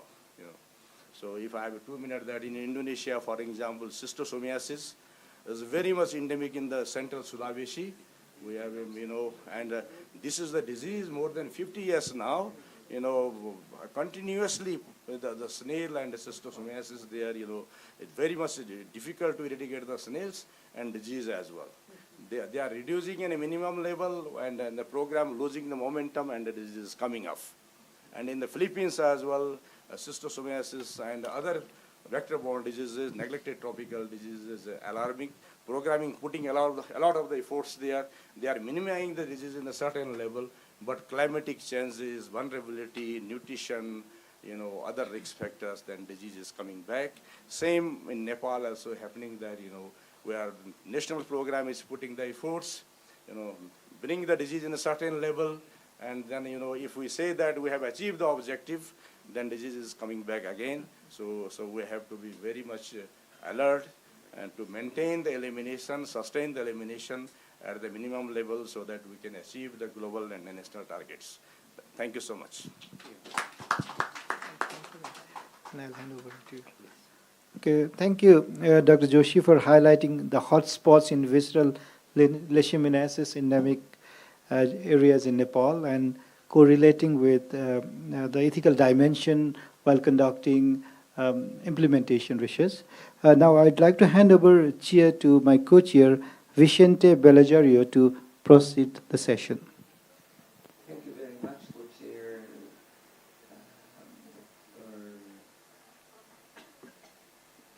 Suja. Yes, Dr. Suja, thank you very much. And of course, we learned so much from the first two presentations. We are midway. We only have 4 speakers for this session, and we look forward to the interesting discussions which we hope will come after the 4th, but certainly not the last speaker. We move on to the 3rd speaker. Our 3rd speaker is going to speak on community engagement in maternal and infant microbiome study. Our speaker is Arya Gautam, a researcher at Savitri Sciences, Kathmandu, Nepal. She graduated from New York University, Abu Dhabi, United Arab Emirates in 2023, Bachelor of Science in Biology. Her research interests actually lies in investigating microbial communities in diverse ecosystems using both experimental and computational techniques. She is also passionate about science, advocacy, and outreach, engaged in activities to enforce science, technology, engineering, mathematics, education in various rural communities in Nepal, hoping to contribute to strengthening community-driven science in Nepal that integrates indigenous and local context and practices into scientific research. Please join me in welcoming Arya Gautam. Thank you. Thank you for the kind introduction. So good afternoon, everyone. I am honored and excited to be here with you all talking about our work on women-driven community engagement in genomics research. So I'm a part of Savitri Sciences. Before I move into the presentation, let me just...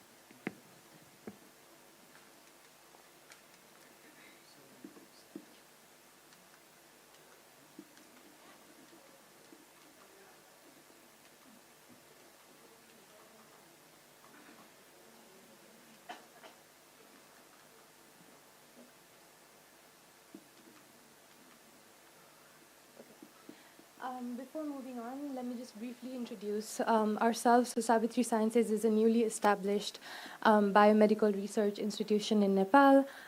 We conduct fundamental and translational research in the field of microbiology, population genetics, and public health. So on the right, you can see an image of our lab where one of our scientists is cultivating microbes, and on the left, you can see one of her beautiful plates. So getting back to it, my presentation today in particular will focus on the community engagement work that we do as part of the Nepal maternal and infant gut microbiome study. So in this study, we aim to understand the process of infant gut microbiome development from pregnancy to 3 years of life. So as we all know, when a child is born, it is born sterile, which means it essentially has no microbiome. But as soon as it is born, it starts acquiring microbes from various sources, such as the mother's vagina, skin, and various environmental sources. And this process takes about 3 years, right? So during these 3 years, if the microbiome develops properly, this leads to a healthy child. Alternatively, if there is impairment in the microbiome maturation, this may affect the child's health and may cause various undernutrition phenotypes such as stunting. However, it is important to know that lifestyle is a major determinant of the gut microbiome. So even within a healthy adult population, our gut microbial community looks very different in people practicing different lifestyles. And so we would expect that this process of infant gut microbiome development would also not look the same for infants across the board. And so it is important to assess this process in different lifestyles. So in our project, we're trying to understand the process of infant gut microbiome development in populations practicing 4 distinct lifestyles. So we have the foraging populations. These are hunter-gatherers, the Chepang community in Chitwan. And then we have the farmers, so the agrarian population in Porsa. And then we have the population who are transitioning from sort of an agrarian lifestyle to a more urbanized lifestyle in Kavre. And then finally, we have the urban population in Kathmandu. So the women that you see in these images are our program officers who are professional nurses by training, who are collecting fecal samples from both mothers and infants, as well as collecting a very comprehensive survey questionnaire. So we're definitely not the first group to be doing this kind of research. There's, in fact, a very long history of genomics research in Nepal conducted by various groups. But while most of these studies have definitely met the legal requirement or legal criteria for research, many of them have missed to adequately engage with their communities, right? And so there's a problem here of scientists from developed countries coming in, collecting samples, and then leaving. And this leads to very skewed benefits of the research. So the scientists obviously get to publish it and advance their academic career. The scientific knowledge that is produced can be used by their countries to solve various kinds of health-related challenges. But on the other hand, the participating community who give their samples receive little to no benefit. And so this raises the question, does this qualify as responsible science, right? So our definition, the definition that we work of responsible science encompasses both legal and ethical criteria for research. So what are the differences, right? So when you're fulfilling legal criteria, you're asking questions like, am I acquiring informed consent from the research participants? Am I adhering to regulations regarding export of samples? Or am I sharing data with participants? And all of the studies that I mentioned before definitely do fulfill all of these questions. But then moving on to but they miss to adequately engage with the ethical questions, such as, are the local communities involved in the research process? Is the participating community gaining tangible benefits? And are research participants actually equipped with the skills and knowledge to utilize or meaningfully engage with the data that is shared to them, right? So in our study, we're definitely meeting the legal criteria for research by acquiring approval by governmental bodies, acquiring informed consent, fulfilling IRB trainings, as well as sharing our results and data with participants. But then we've also tried to take a step further by meaningfully engaging with our communities and fulfilling our legal obligations. And we do so using this sort of the tree model. So you can see that the soil that the tree is growing on has multiple layers, right? And for the tree to properly grow here and for the tree to bear fruits, it is important to nurture not just the top layer of the soil, but to water all layers of the soil. So these layers of the soil are like the different layers of our communities, where the bottommost layer are the high school students, the layer above that are the adults in our community, the layer above that are early career researchers, and finally the topmost layer are the established scientists. And so what we hope to do in our work is to sow the seeds of science into these communities and nurture all of the layers so that scientific progress starts to sort of organically blossom here, and eventually down the road, 10, 20 years down the road, no one external has to be coming into these communities to conduct research, right? So indigenous people themselves become experts of their own genomes, their own microbiomes, and there doesn't have to be sort of this helicopter research. So how are we doing that? So for the high school students, we have designed a year-long curriculum for monthly workshops to reinforce STEM education. And so these include topics such as nutrition, communicable and non-communicable diseases, as well as careers in STEM. And so what we do is monthly we train our program officers on these various topics by inviting experts to train our POs, and then the POs go back to their communities and then hold these sessions in their respective schools. And these sessions are sort of coupled with interactive activities and engagements so that there's hands-on learning. For example, when they learn about balanced diet, they learn how to make a food diary and assess whether their own diets are balanced or not. And likewise, there are various other kinds of activities such as debates, presentations, plays, and so on. And we also specifically teach high school students about the microbiome. So in the second image on the top, you can see students very curiously and admiringly look at a bacterial plate. This would be their first time they're ever seeing how a bacterial colony looks like. And then in the second row, you can see students make artwork from their understanding of what the microbiome is. And so students are learning what is the microbiome, why is it important for health, what are the different factors that affect it. And so by doing this, we hope that it's not only the students who are informed about these various scientific concepts and inspired by it, but they also act as conduits of knowledge in their communities, right? So they go back, they learn these things, go back to their homes, and then talk about these things with their families, their neighborhoods, and the knowledge sort of disseminates in their wider community. And we're actually seeing that happen.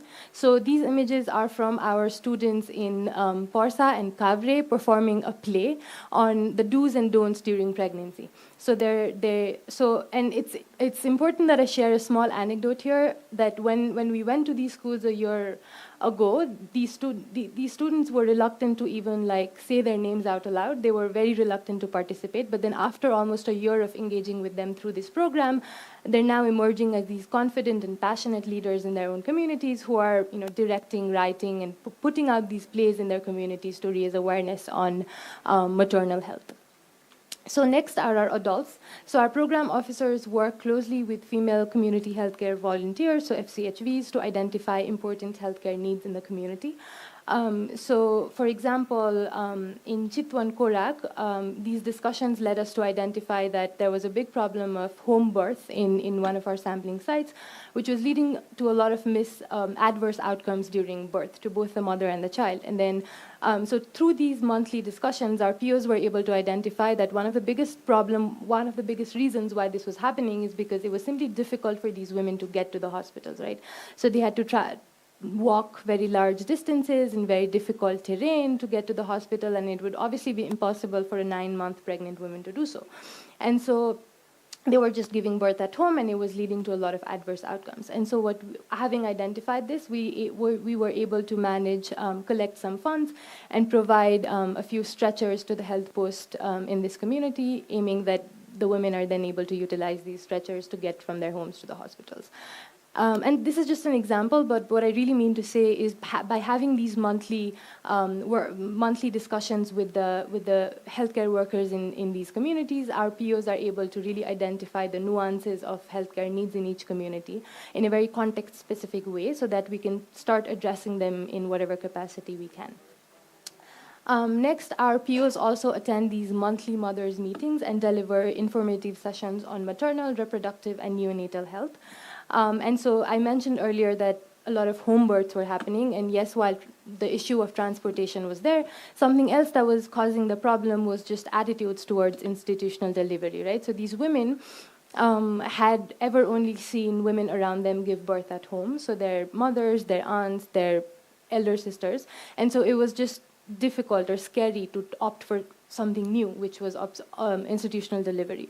And so our POs were able to intervene here and then and really explain to these women why giving birth at home in non-sterile conditions could lead to a lot of adverse outcomes, and really encouraging these women to opt for institutional delivery. And what we have seen in the duration of our study, which is a longitudinal study for 3 years, is that many women in these communities have actually started to give birth in health posts and hospitals as opposed to home. So there's actually some impact that these meetings are leading to. And in addition, our POs also measure these women's height, weight, blood pressure, etc., services that are often not available in these communities, and this has actually been encouraging many more women to participate in these meetings, and sometimes including their husbands as well, which is really good.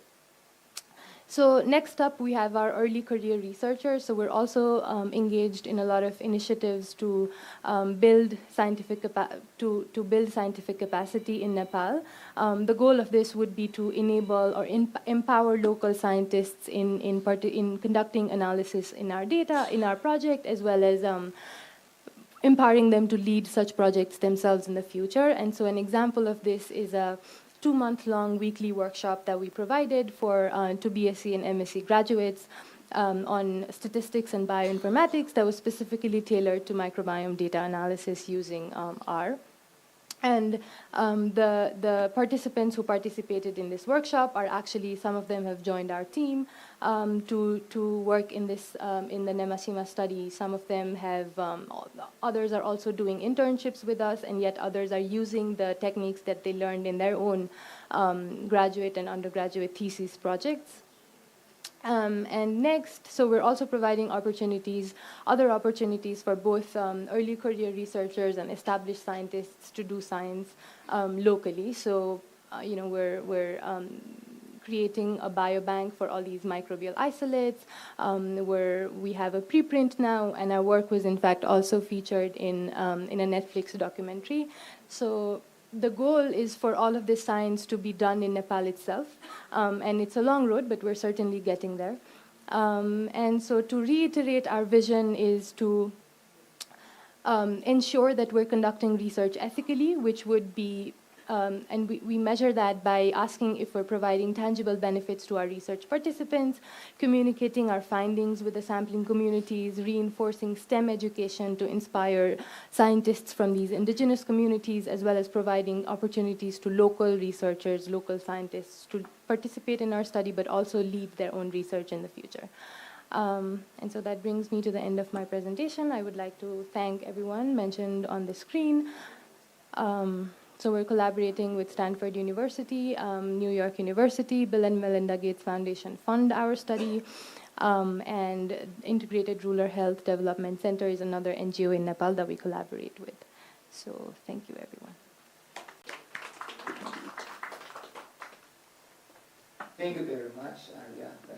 It was an excellent presentation, and we look forward to discussing this further now in the open forum that will happen after the next speaker's presentation. Without further ado, we'd like to move on to the last, but certainly not the least. We're looking forward to hearing the use of discrete choice experiment in pneumococcal vaccine to be delivered by our speaker, Dr. Jeffrey Prash. Dr. Jeffrey has background in medicine, specifically on pharmacology, clinical pharmacology, biostatistics, and family medicine. Currently serving as Associate Professor in the Division of Clinical Pharmacology, Kasturba Medical College in Manipal, India. He has quite a considerable number of publications in peer-reviewed journals, around here and overseas, and quite established in his field. Please join me in welcoming Dr. Jeffrey Prash. Thank you, respected chairpersons, and a very good evening to all the delegates.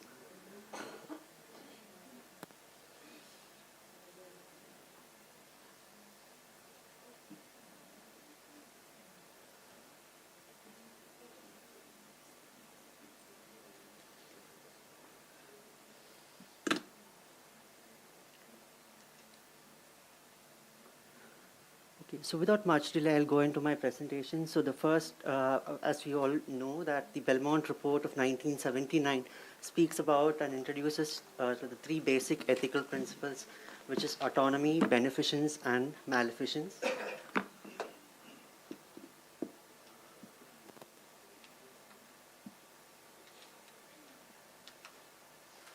Okay, so the question is, do epidemics and pandemics impact ethical principles? Well, to say the answer is maybe yes. So why do I say that? Because vaccine is a key prevention strategy of any contagion, and people are often mandated to take a vaccine for the greater good of humanity. So this can impact autonomy. For example, as we all know, during the COVID season, for a couple of years, we were all mandated to show proof of vaccination before we could go to public places, and we really had no option but to take the vaccine. Okay. So is vaccine hesitancy the silent killer? Okay, so coming to pneumococcal vaccine, it is currently a part of the universal immunization program in children in India. And as of December 2021, 169 million doses have been given, which is shown to reduce 60% of mortality and death due to pneumococci in children. However, there is no such program in elderly, but the government of India is planning to make it mandatory for the elderly. Currently, it is only approved for use in high-risk elderly individuals, and it is not given routinely. And as you all know, for most vaccines, there is an anti-vaccine lobby, and there are people who have hesitancy towards vaccine because of various concerns regarding safety, effectiveness, costs, etc. So in this background, I'll be discussing our study results, whether a discrete choice experiment can help understand pneumococcal vaccine hesitancy among elderly in India. So this study was done by the team from Kasturba Medical College, Manipal, which is a coastal town in Karnataka, South India. So in the next couple of minutes, I'll briefly explain what is a DCE and then move on to our study methods and results. So what is a DCE? It is an experiment that is commonly used by companies for consumer goods for marketing purposes. It is nothing but a quantitative or a statistical technique that elicits individual preferences regarding any goods. In this case, if we have a couple of vaccines in the market, so what are those characteristics which make people decide one vaccine over the other? So these preferences can be broken down into separate characteristics, also called as attributes. In case of a vaccine, it will be safety, effectiveness, cost, and so on.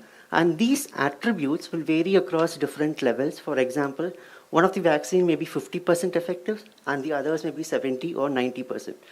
So these attributes are the ones which help people take a decision.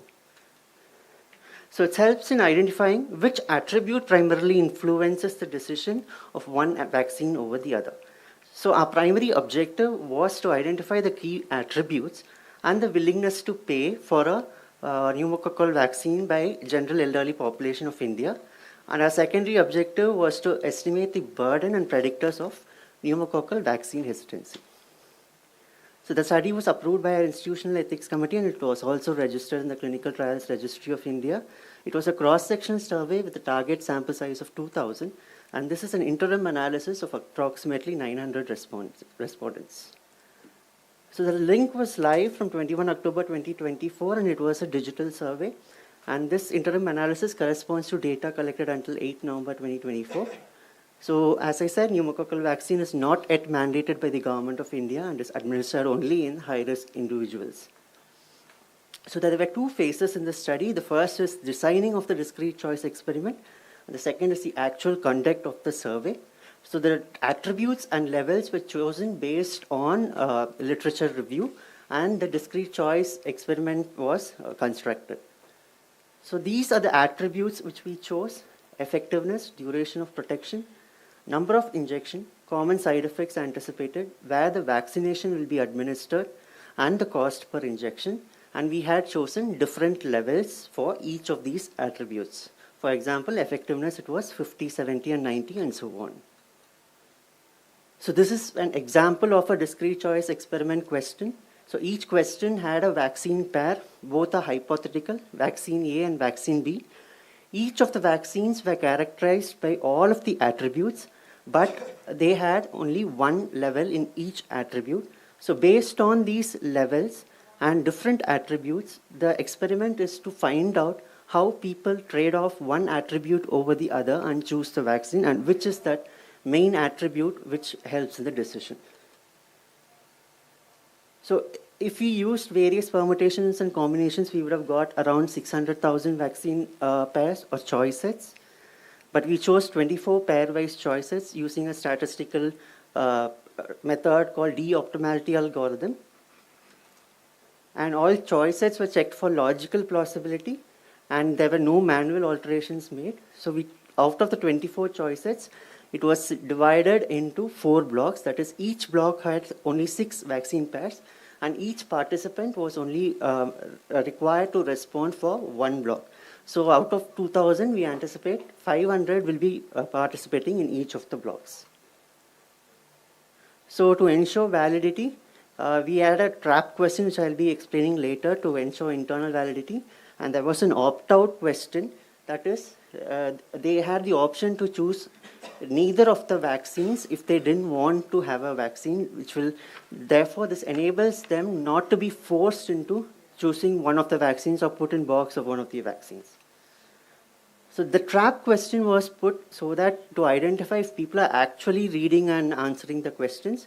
So if we see one vaccine pair is obviously better than the other vaccine. So if you see vaccine B, protection is 90%, over 50% lifelong protection with just one injection, no common side effects. The injection is given at home and it is free of cost. So anybody who took vaccine, who chose vaccine A as the option was excluded from the analysis, considering that they haven't gone through the questionnaire properly. So all consenting elderly of age 60 years and above who had been residing in India at least 3 months in the past 6 months were included. And non-resident Indians or overseas citizens of India, or those who did not answer the trap questions correctly, or if the proforma was filled incorrectly, they were excluded.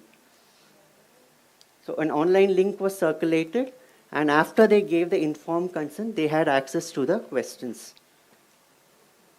So statistical analysis, the descriptive statistics were used to summarize demographic variables, and we used appropriate regression models to find the characteristic which is most important for decision making, and also the predictors of vaccine hesitancy.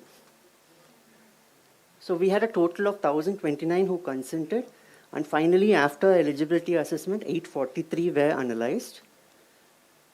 So our population had almost an equal representation from men and women. Most of them were married and living with spouse, and they were city dwellers with diploma or high or degree being the most common educational qualification. Okay. So this is a busy table, and this is results for the discrete choice experiment. I'll break it down. So here we have all the attributes, and these are all the levels.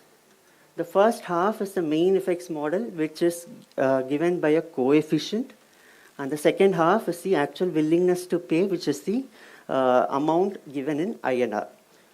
So now, in order to find which is the most preferable attribute for decision making, we'll have to look at the value of the coefficients there. So the highest value, or the attribute corresponding to the highest value, will be the most preferred attribute. In this case, we found that duration of protection had the higher coefficient than any other attributes. So the first factor which influenced decision in case of a pneumococcal vaccine in elderly is the duration of protection, followed by effectiveness. Side effects did not make a difference as there was no statistical significance. And cost, although it was statistically significant, the coefficient was the smallest, which shows that although increase in cost makes people hesitant, it was not the important attribute, rather it was the least important attribute in decision making. So this is the equivalent of the willingness to pay based on the coefficients. So if we see around 2,000 INR people were willing to pay more when compared to a 50% protection vaccine to take a 70 or a 90%. So around 2000 INR will be around $25. And to take a longer duration of protection vaccine, they were willing to spend around 4,000 INR, which is around 40 to 50 US dollars when compared to a annual vaccination like influenza.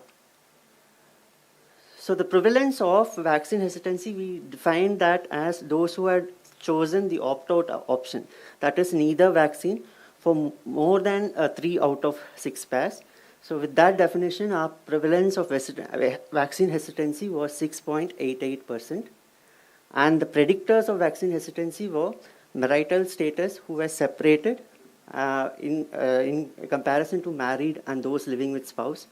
Those who were residing in village had a higher odds of having vaccine hesitancy, and those who were illiterate. So RDCE suggested that the longer duration of protection and the more effective vaccine are preferred, but cost was the least important attribute.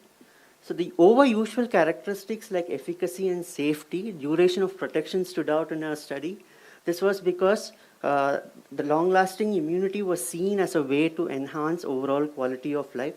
And also there was it had a higher value of willingness to pay, potentially because in countries like India, elderly need both financial and logistical support to access healthcare, and therefore to reduce vaccinations, I think they preferred a longer lasting immune vaccine. So the strengths of the study was that the study had a large sample size, which is representative of the entire nation. We had respondents from all the 28 states and 8 union territories of India. So India being a nation of diverse cultures, traditions, and geographical topography, we believe that the results could be generalizable to other low and middle income countries. However, the limitations are that it was based on a non-probability sampling. There could have been a potential sampling bias, but we hope that it was mitigated by a large sample size. And like I said, although the vaccine pairs were hypothetical, the respondents could have linked it to one or more of the given attributes to the existing commercially available vaccines. Therefore, there could have been a chance that the decision was influenced based on other attributes which were not listed in the study. So to conclude, the most important attributes that influence decisions were duration of protection followed by effectiveness. Significant predictors were illiterate, sorry, there's a typo, were illiterate and those who were living separated, and those who are living in villages in contrast to city. So before making a vaccine mandatory, the government of India and the decision makers should strike a balance respecting personal autonomy and promoting public health. Thank you all for your patient listening. Thank you, Dr. Jeffrey. Thank you for educating us on the discrete choice experiment. Requesting all the speakers to please come forward and occupy the front seat. We'd like to see more of you here. And then we encourage the audience to maybe comment, possibly give questions or ask clarifications. We have a bit of time for the open forum before we adjourn the day's session. 1, 2, 3, 4. You will agree with me that we have 4 excellent presentations, all are very good. So if I were asked to choose which one was best, I will have difficulty. All right. Okay. Questions? Maybe first round. Now, all 4 speakers, could you highlight the top 2 ethical considerations in the researches that you undertook or you continue to undertake? I know the research, the presentation of Dr. Anand, is part of, possibly part of public health service delivery, where you do monitoring surveillance. But if you could just highlight, maybe in the line of public health ethics, that will actually help raise awareness among the audience. Maybe we'll begin with the first speaker.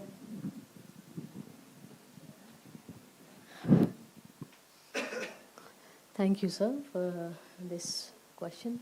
So, talking about 2 ethical principles which we consider while taking our research in community, where like the confidentiality, privacy, and then we respected for the autonomy. If some of the mothers are not willing to participate in our study, we did not force them, and there was no possibility of any coherence. We did not give any financial incentive for like attracting and then forcefully coming and participating in our research. So I think these were.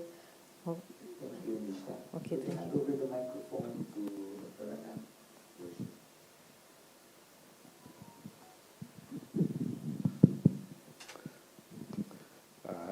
As I mentioned earlier, that our was the implementation research where I have abstracted the information from Ministry of Health informations as well. But in the entire study, we maintain when we have implementation research, the confidentiality, justice, malfeasance, all these things were well taken care.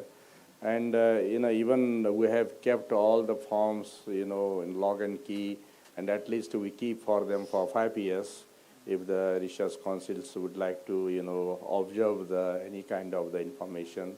And all consents were signed, and assigned form, were, taken from the guardians or parents, the assigned also. So in implementation research, as I mentioned earlier, that we have not much and never have faced any kind of the problem in relation to the acceptance of the population in a community. Community very much, participated in the entire study, and we do have a regular consultation, communication with the communities in the area where we have, implemented the research. And with that, I would like to introduce one of the investigators here, Dr. Meg Rajbanjara, who was also actively involved in the entire research. Thank you. Thank you. Thank you, Dr. Anand. Moving on to Arya. In fact, Arya has mentioned quite a bit. Maybe you'd like to expound somewhat more for everybody's enlightenment. Yes, yes, sure. So I mentioned benefits, research benefits. So I think especially when it comes to microbiome research, it's a very hot topic right now. And the reason why people are why so many studies are being funded in traditional populations or non-industrialized populations like Nepal is because we see that industrialized populations have lost many of these beneficial bacteria from their gut, and we're trying to restore them by studying traditional guts, right? But then when it comes to these traditional populations we're studying, most times it's the case that they might not even appreciate or might not be aware of the importance of the microbiome or even know that there are good bacteria as opposed to just infectious ones that cause diseases. There's this negative connotation when it comes to bacteria as only pathogens. So it's important that, when it's their samples that are being used to produce this knowledge to restore the guts of Americans or other industrialized populations, it's important for our indigenous communities to also know the value and gain benefits of these kinds of research. And so one of the main ethical principles has been ensuring that they that they also gain benefits from this study, whether that be raising awareness in these communities about the importance of microbiome or raising scientific capacity so that they can themselves research this and then gain more tangible benefits in the future, and so on. And obviously we've followed other ethics such as autonomy, so no one was forced to give, also because it's a longitudinal study, so it's quite a commitment to continue giving samples. So it was, we took informed consent, there was autonomy was ensured, and so those are the principles we abided by. So it's actually ongoing. So we're almost near sample collection. So in April we finished collecting samples and we will have collected samples from these infants and followed them for their first 3 years of life, and then data analysis will obviously be ongoing. Excellent, thank you. Moving on to Dr. Jeffrey. Top 2 ethical concerns, issues related to your research. Thank you for the question. With regards to the conduct of this particular research, we didn't have major ethical issues. So it was a digital survey. So we had the ethics committee approval, and also the informed consent individually was taken from individual participants before they could have access to the eligibility screening. However, this study was majorly based on the fact that the words epidemic and pandemic were not really used routinely and known to people until COVID-19 pandemic struck. And vaccines were there, but they were never really made mandatory, and it never inhibited people, those who didn't take vaccine, to go to public spaces, malls, or do cross-country travel. But COVID changed everything. So this brought us to the point that, is autonomy being compromised for the public good? Because we know that a few people still didn't take vaccines and chose to not take and compromise on their freedom. So ever since that was made mandatory, now the next thing was the mpox, which has been coming up. So the media influence and the newspapers throwing light on these pandemics and new vaccines coming up has sort of created a thought in people who are not really aware that everything may be forced upon them. So therefore, before doing that, our aim was to see how to address hesitancy rather than just forcing things on. And in order to address what is that the R&D should focus on, which attributes they should focus on. Thank you. Any comments, questions, clarification from the audience? Please your hand there.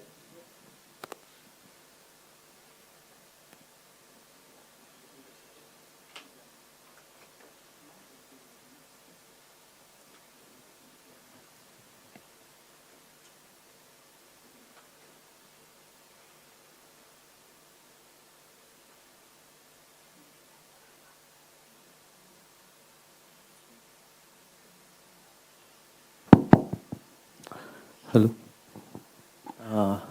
So I'm Dr. Jai Pusanza. I'm currently clinical research officer at Journal of Nepal Medical Association. So my question is to Dr. Arya.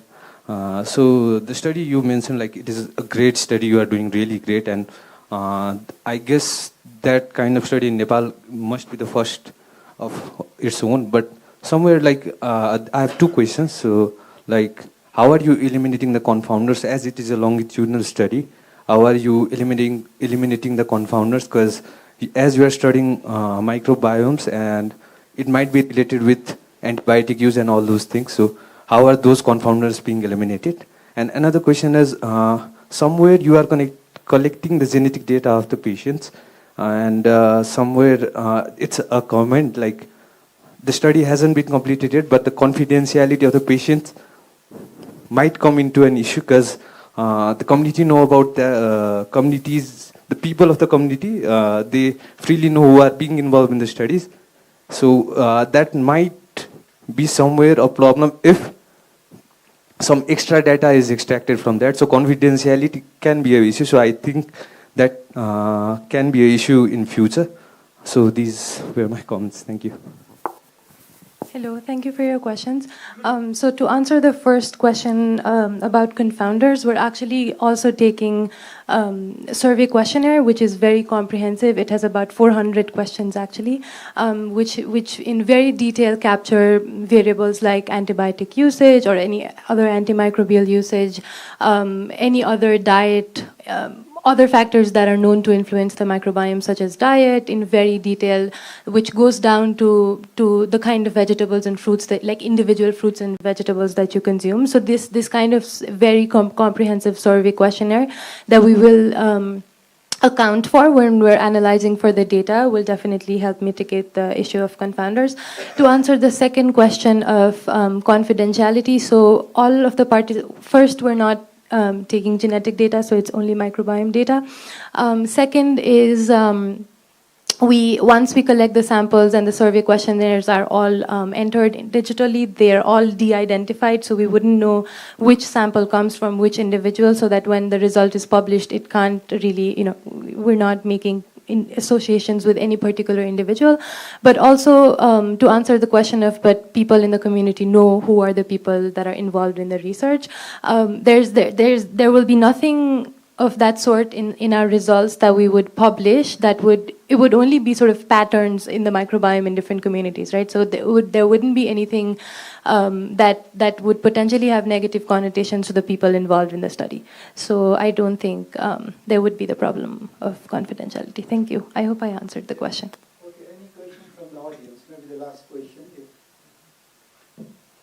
If not, I have one feedback from my side. So one of the key unaddressed area in the research is, how the beneficiaries will be getting advantage from the findings. So this is one of the key area where we have not been able to address that much.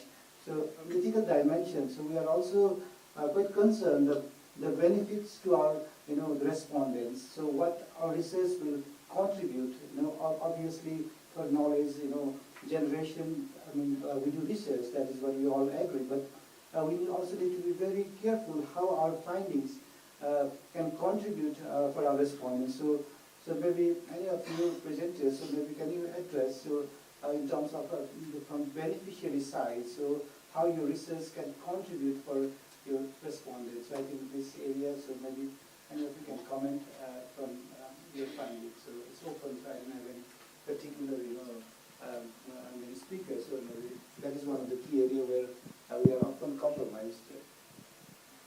Okay, thank you, sir. So since this is a conference related with ethics, and we should also focus on the benefits for the recipients, so basically our findings will definitely promote to create awareness about the antimicrobial resistance. What is the term antibiotic and how should we use it responsibly, and what is the role of community, and how could community be engaged for the better outcomes regarding alleviating or decreasing the problem and the burden of AMR. So maybe our findings will contribute in that area. So I think so. Maybe other presenters would like to add something. With regards to our study, it was a survey, it was a public health survey done among the possible recipients of pneumococcal vaccine themselves. Taking it for granted, everybody thinks it will be the effectiveness which will be the major thing which will be deciding, but in our case it turned out to be the duration of protection, which in turn reflects to the R&D in influenza vaccine, I would say, which is currently annual, and efforts are being done for it to be more prolonged or once in a lifetime vaccine where it is in the preliminary stages. So, so these results show the mentality of people, and I think addressing these, which were from the people themselves, would help the others of the same age group to better accept pneumococcal vaccine. So we've also tried to ensure that the participating community receive benefit first by understanding what the results of our study are. So although the study has not been completed, we actually last March, we conducted a results dissemination program where we went to individual communities that were sampled, and we actually disseminated results from our preliminary analysis. So things like, what did we change? I mean, none of this is published yet, but what are the factors we saw were contributing to microbial shifts, such as, for example, we saw that the urban kids were developing, or the urban infants had a very different trajectory of microbiome development than the other three lifestyles. And so the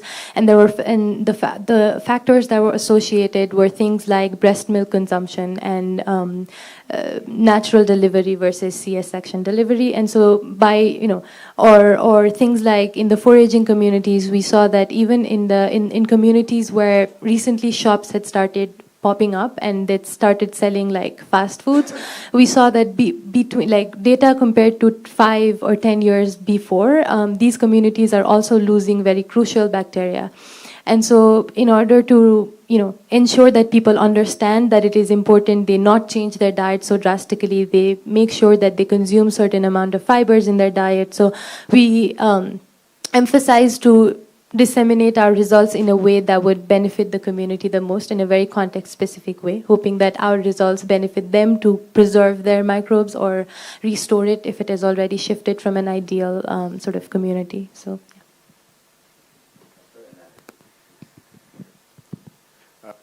as I mentioned earlier as well, whenever we complete the study, first we have a mass interventions in an area where we have done. So entire community is benefited with the intervention. For an example, when we are studying the sandfly, if we found that there is a risk for the infection, sandfly are infected, we have a mass intervention insecticide spraying program with the consents of the individuals. And for example, with the treatment compliance, then where if there is a treatment failures, we bring them, in a health facility and make sure them, that they get the complete treatment there. For example, one of the sequelae is post-Caraja-dermal leishmaniasis, where there is a skin manifestation there in our study. Then we bring all the individual, they have any kind of the skin manifestation, then we have a dermatologist consultations like that.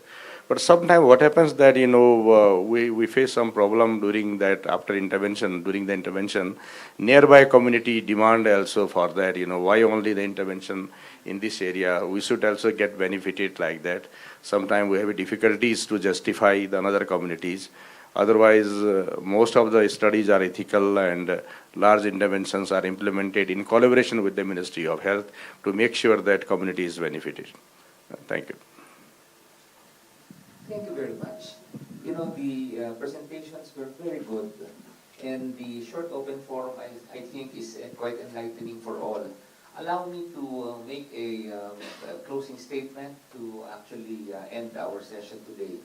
First, thanks to all of you for your very good presentations and for the audience for staying on, in spite of the fact that it's already a bit dark outside. All right, thank you very much. And special thanks to my co-chair, Dr. Sujan, for actually being a sparring partner in this session. We saw 4 different public health researches, and I think the choice of the papers for presentation this session was very good, because Dr. Christina is responsible for most of the selections of the papers for inclusion. We have 1 research on community engagement in promoting rational antibiotic use that highlighted the need for educational interventions. And then we look forward to the educational interventions that might come in later on. Let me give you a small tip. Now, WHO TDR is very interested in AMR. It's in the strategy that I posted in my presentation. Read up on that because you can get additional support from there. Now, they're very interested in implementation research, AMR, and you have highlighted some research areas, research outputs that need action. That's what we call implementation research. The second was on Leishmania hotspots, and you got me very interested there because you showed the connection with climate change, Dr. Anand. Very good, and we're seeing this with other neglected tropical diseases, vector-borne, not even, and even in the non-vector-borne NTVs. The possible climate change effects, you've been able to do microstratification, identifying hotspots. Of course, the hotspots are very striking. That calls our attention, very red, and it looks like a bullseye. That will be target for our interventions. I'm pleased with the third presentation by Arya. It was very strong on capacity development. I like the picture of the tree from the roots to the trunk and to the branches and the leaves and the fruits, where she starts with even the early learners, the high school students, the community health workers and mothers, and the early career researchers. We'd like to encourage this kind of researches that have capacity development as part of its major agenda. You leave the communities much better than when you found them. I like that. And last but not the least, Dr. Jeffrey, again, this discrete choice experiment, it is now time to make use of your results to actually become part of the messages of health promotion and education and health communications. And I think we can win this PCV battle against the hesitancy with your very good presentation. Overall, it's been a very fruitful session, and I thank you all for allowing me to co-chair with Dr. Sujan. Thank you, organizers, and we look forward to seeing you later on. We pass on to the moderator for today. Okay. Yes, please. Thank you, sir, for your closing remarks. And I thank you all the presenters for the insightful and engaging contributions. Your expertise and dedication have greatly enhanced our understanding of the ethical challenges in public health research. As we come to conclusion of this session, I would like to extend our heartfelt gratitude to all the presenters for their valuable contribution. Your insight have greatly enriched our discussion and deepened our understanding of the ethical issues in public health research. Now, I would like to invite the presenters to the stage to receive a token of appreciation, and I would like to request our honored session chair to present the token of appreciation to the presenters. Please join me in welcoming them to the stage with a round of applause.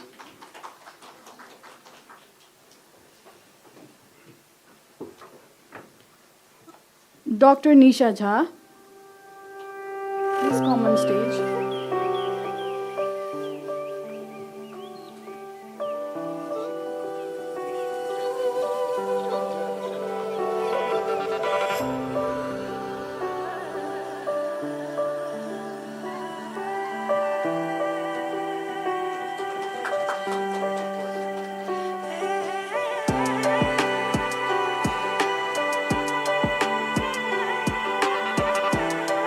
Professor Dr. Anand Ballabh Joshi.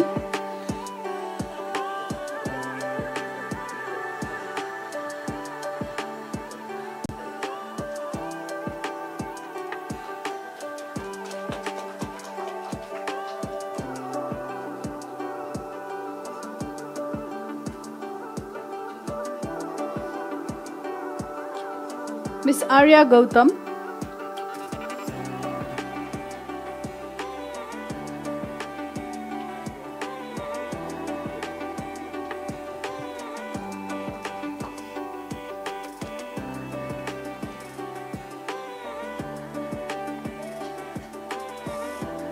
Dr. Jeffrey Pradeep Raj.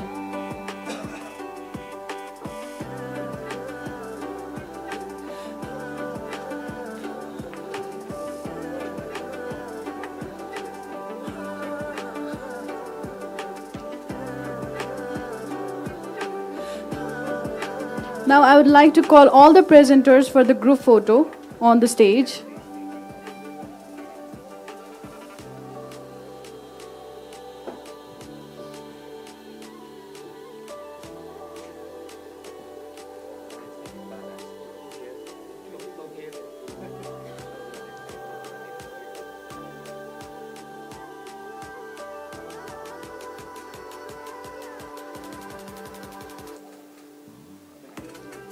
Thank you, everyone.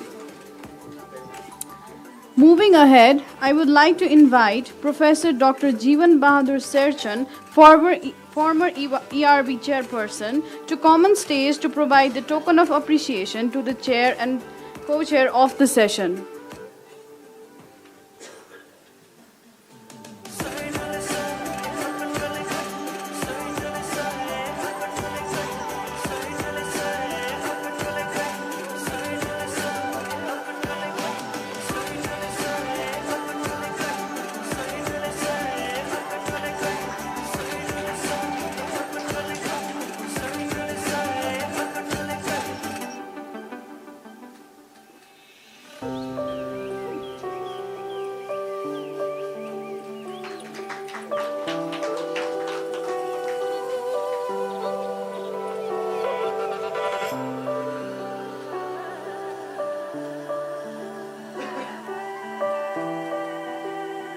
Thank you, everyone.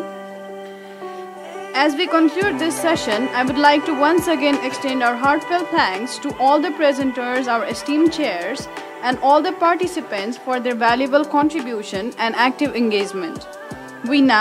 We will now proceed to the evening's cultural program and dinner, which will begin at 6 p.m. Please join us in enjoying the performance and networking opportunities. On behalf of the organizing team, thank you once again for being a part of this event. Have a pleasant evening ahead. Thank you.